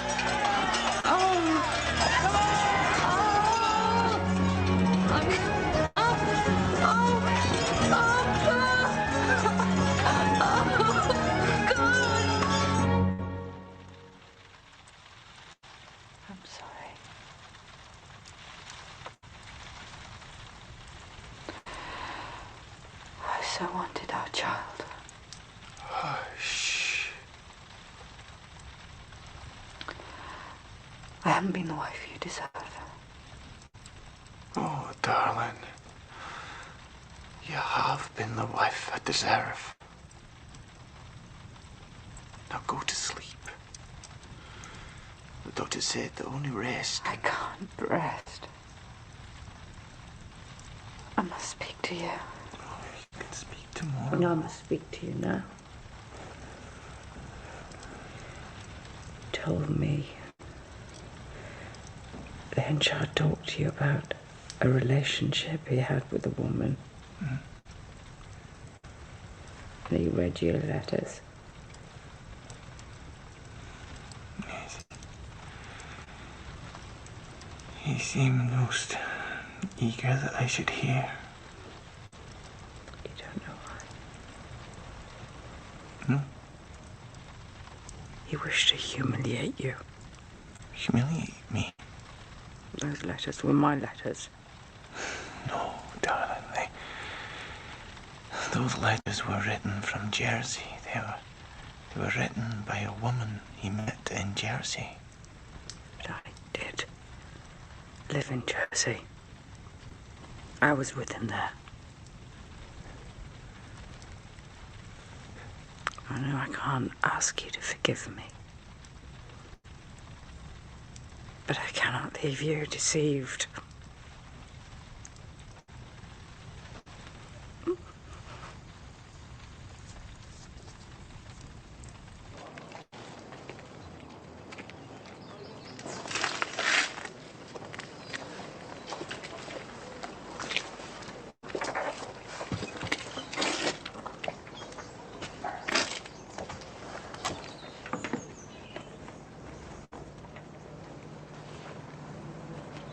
They can knock as loud as they will. She shall not hear it any more.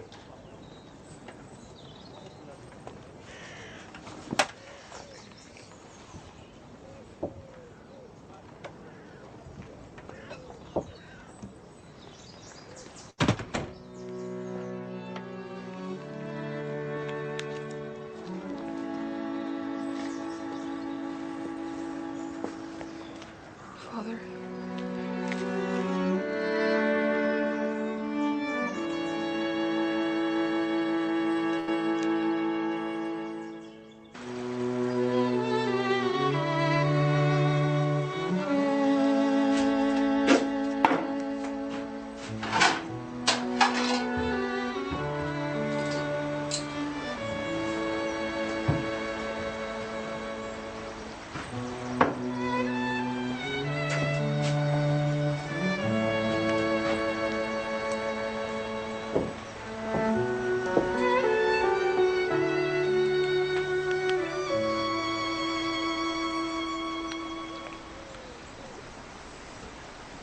Sleep, my little one.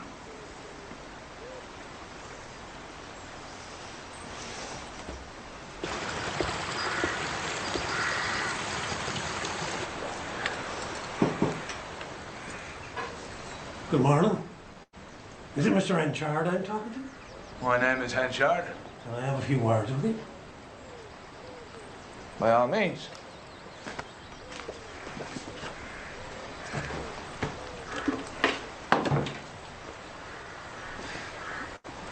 You may remember me.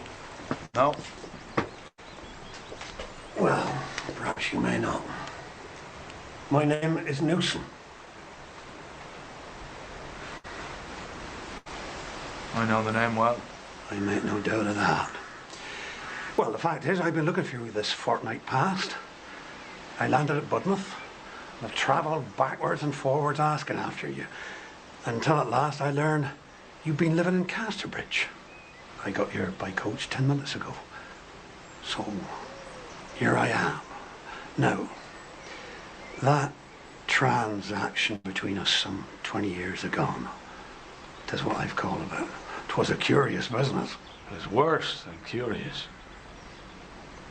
I cannot even allow that I'm the man you met then. I was not in my senses. And a man's senses are himself. We were young and thoughtless. However, I've come here to mend matters rather than open arguments. Poor Susan. She was a homespun woman. Not shrewd or sharp at all. No, she was not. He was fairly happy. Your child died. She had another. And all went well. Until somebody told her our relationship was a mockery. Then and there, in her simple way, she decided she had to leave. I went off to sea, the other side of the Atlantic. The ship went down, and it was supposed we'd all been lost. Now, that much Susan told me. But I found myself ashore in Newfoundland. And I decided it'd be most kindness to let Susan go on thinking me lost. I thought, she'll go back to him as she thinks she ought. And the child will have a home. And so it turned out. They told me in Budmouth that Susan was dead. But my Elizabeth Jane, where is she? Dead, likewise. Surely you heard that too? Dead? When did she die? A year ago and more. My journey here there has been for nothing. I may as well go as I came. It has served me right. I'll trouble you no longer. Why did I wait so long? Why did I not come sooner? If only I could have seen her once again.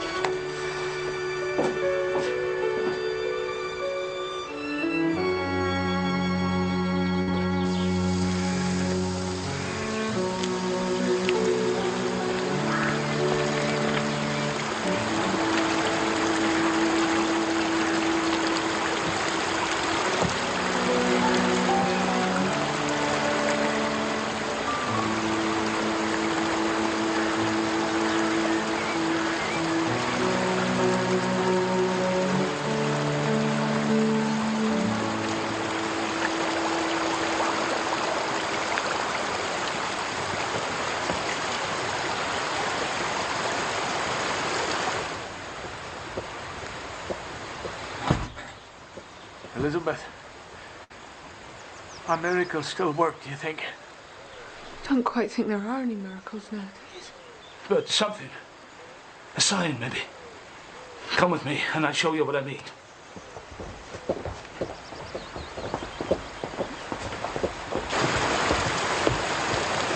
What do you see?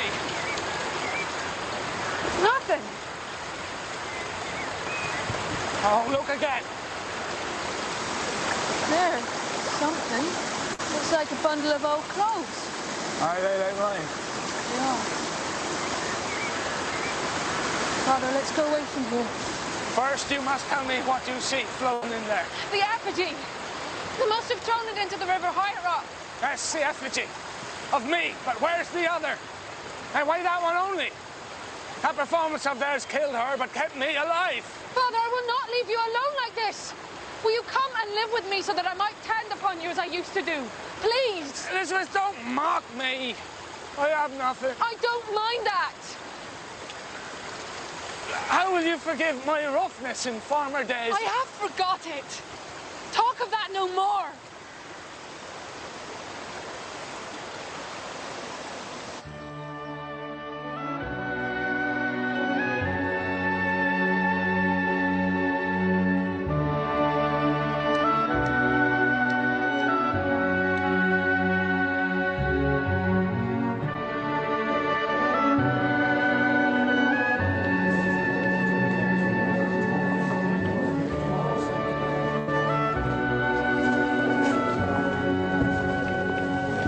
Who'd have thought it? Henchard running a seed shop. Mind, he only got it with the help of Farfrae and the council. She didn't get it. She got it for him. She's the one running it. She's the driver. He's only the horse. You won't say that in his hearing. What, you black and blue? Hey, but Widow, you still late for work in the morning? Aye, Mr. Henchard. Mr. Farfrae, you don't whack me like you used to do.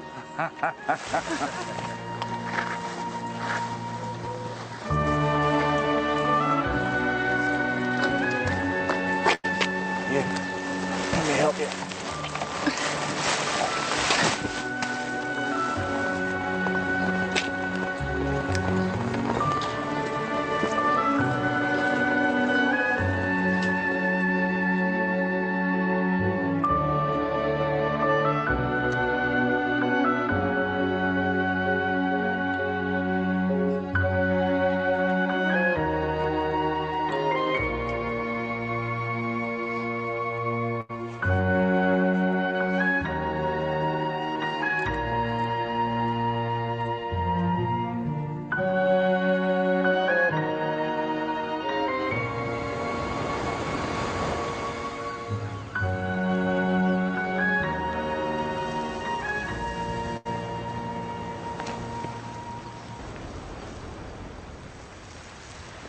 You like walking this way, Miss Henchard?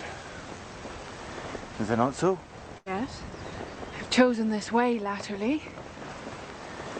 Though I have no great reason for it. Does that make a reason for others? I don't know that.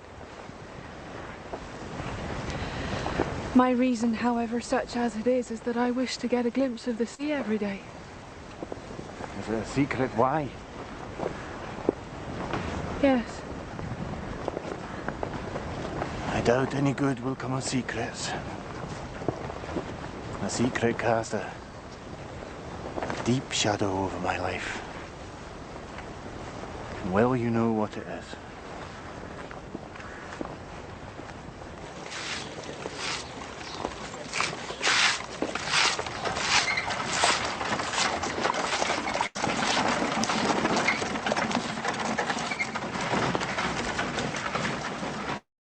Farfrae today?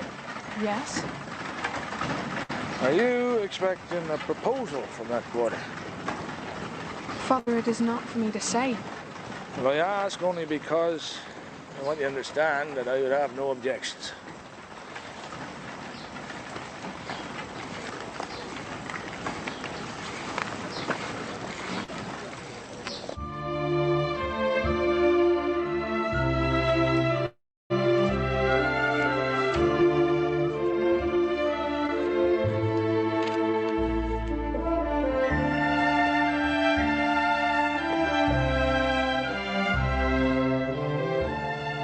Thank you for those books, Mr. Farfrae. I wonder if I ought to accept so many. Aye, why not?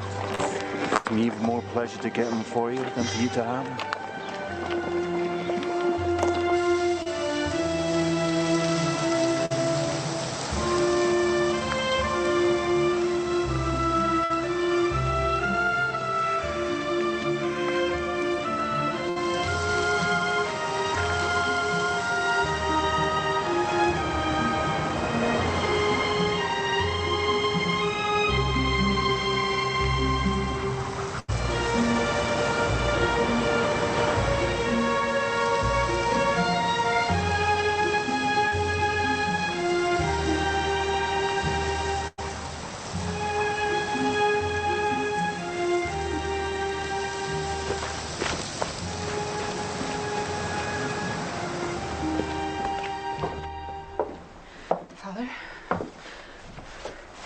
been asked to go to Mr. Farfrae's to meet somebody.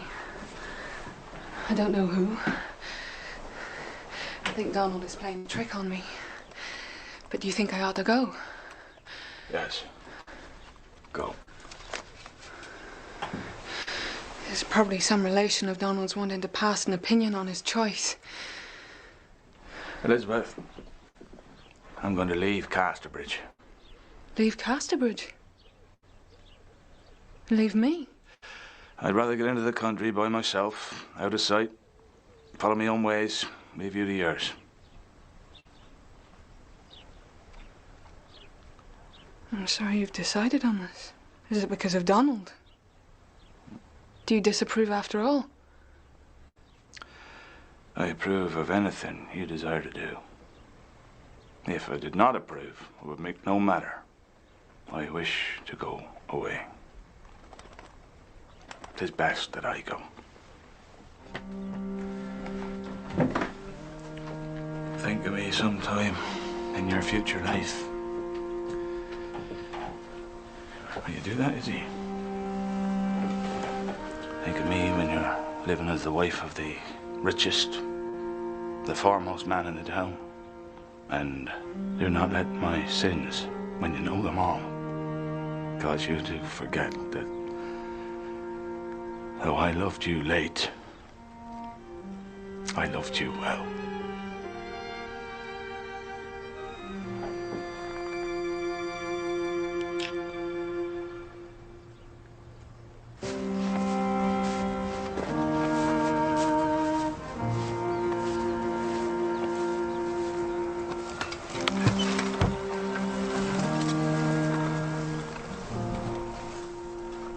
Promise not to forget me when...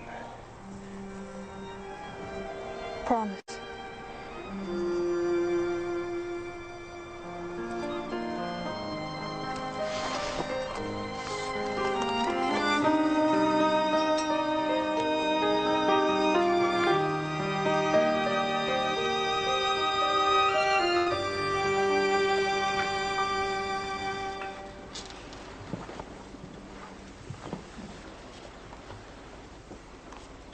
He is gone.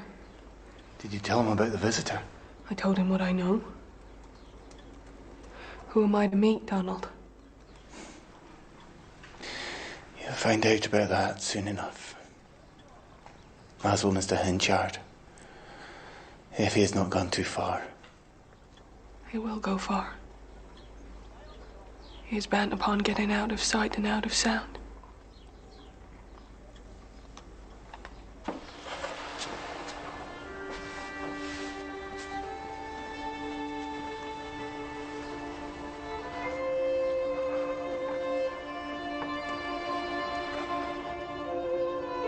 Elizabeth Jane.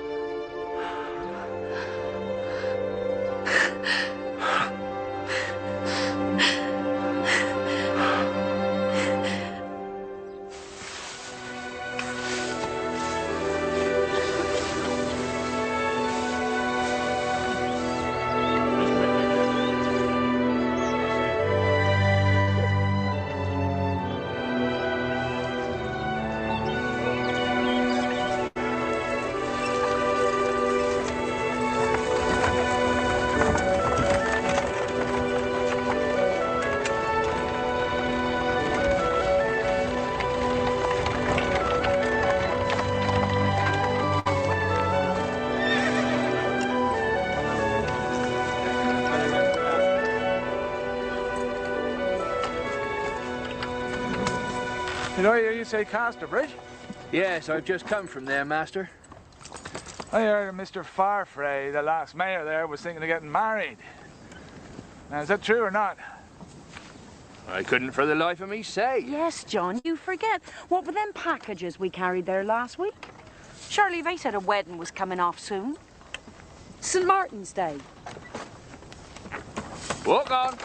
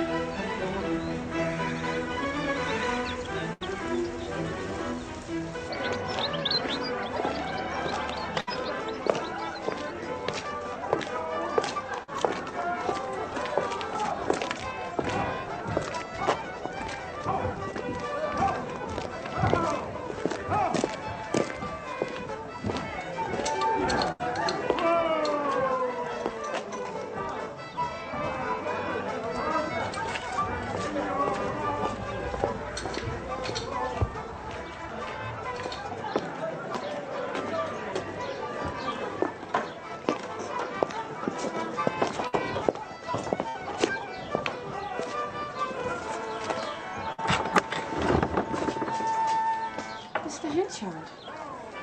Did you inform your mistress that an old friend has come to offer his congratulations? Yes, sir. They're in the dining room. Please, come through.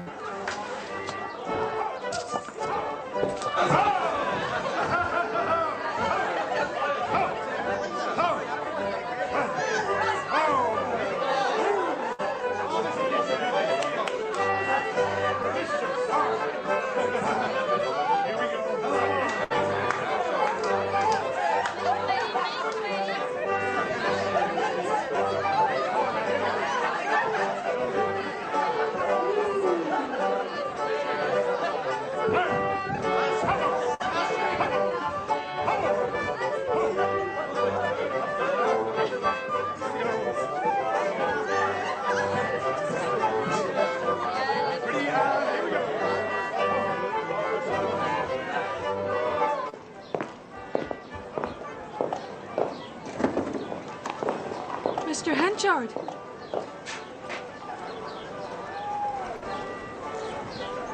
I see you have your real father in my place.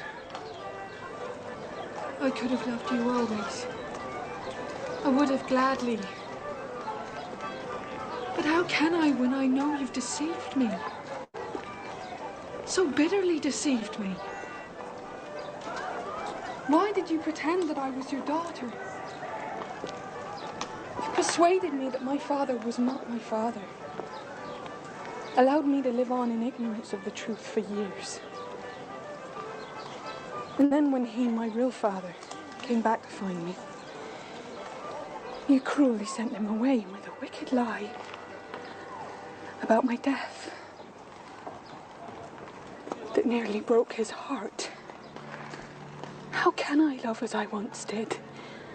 A man who has served us like this. Don't distress yourself on my account. I would not wish it. At such a time, too, as this.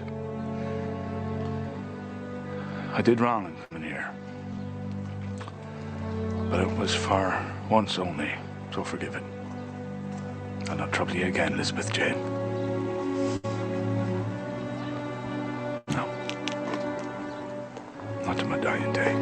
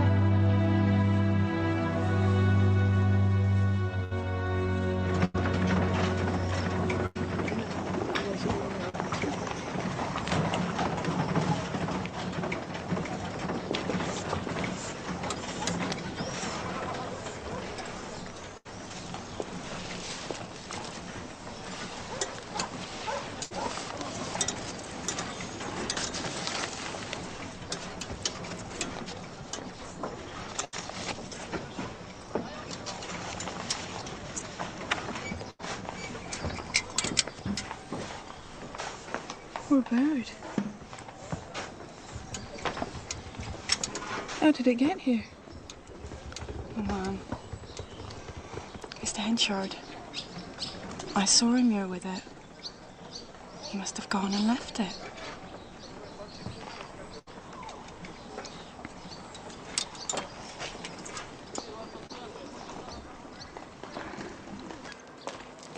I was seen that night at about midnight, going towards Melchester. We can only drive that way and hope that somebody has news of him. Trot on.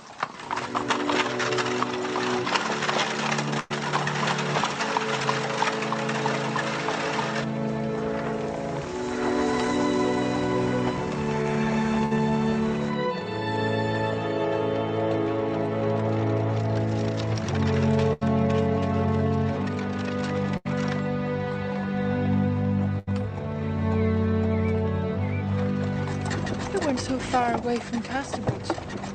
She said it must be Avonville. It's just like him. He may be Whittle too.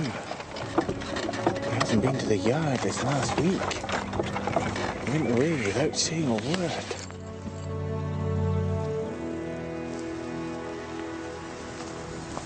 Abel Whittle!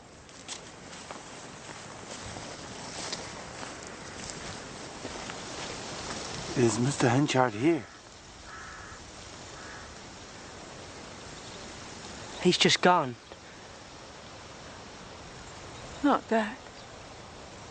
Yes, ma'am. He's gone. I seen him go down the street on the day of your worshipful's wedding. And I thought he looked faltering, and I followed. We walked on all night, and in the blue of the morning, I see that he was wambling. He could hardly drag along. And I see this place. What, Whittle? He said.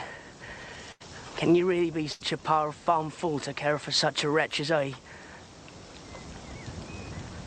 I made him as comfortable as I could, but he didn't gain strength. For you see, ma'am, he couldn't eat.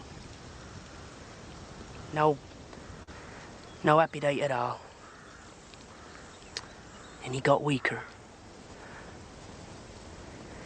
And today he died.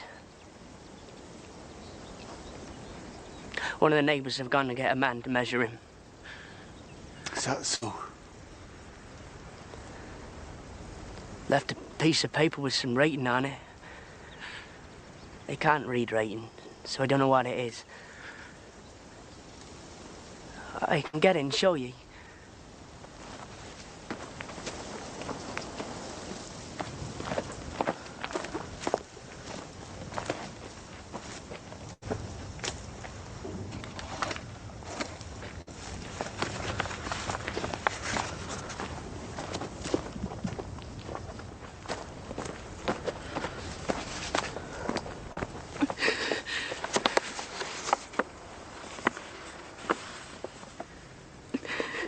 Michael Henchard's will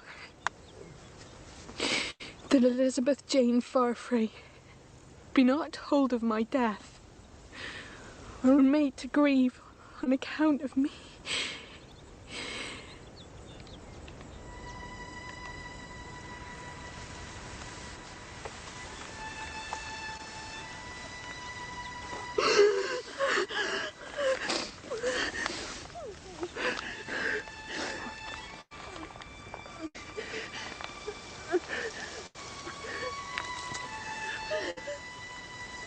And that I be not buried in consecrated ground,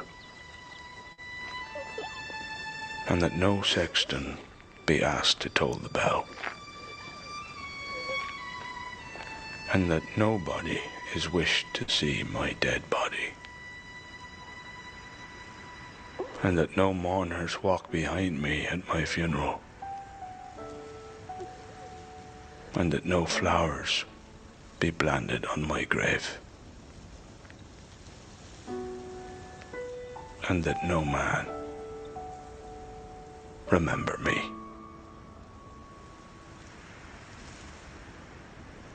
To this I put my name, Michael Henchard.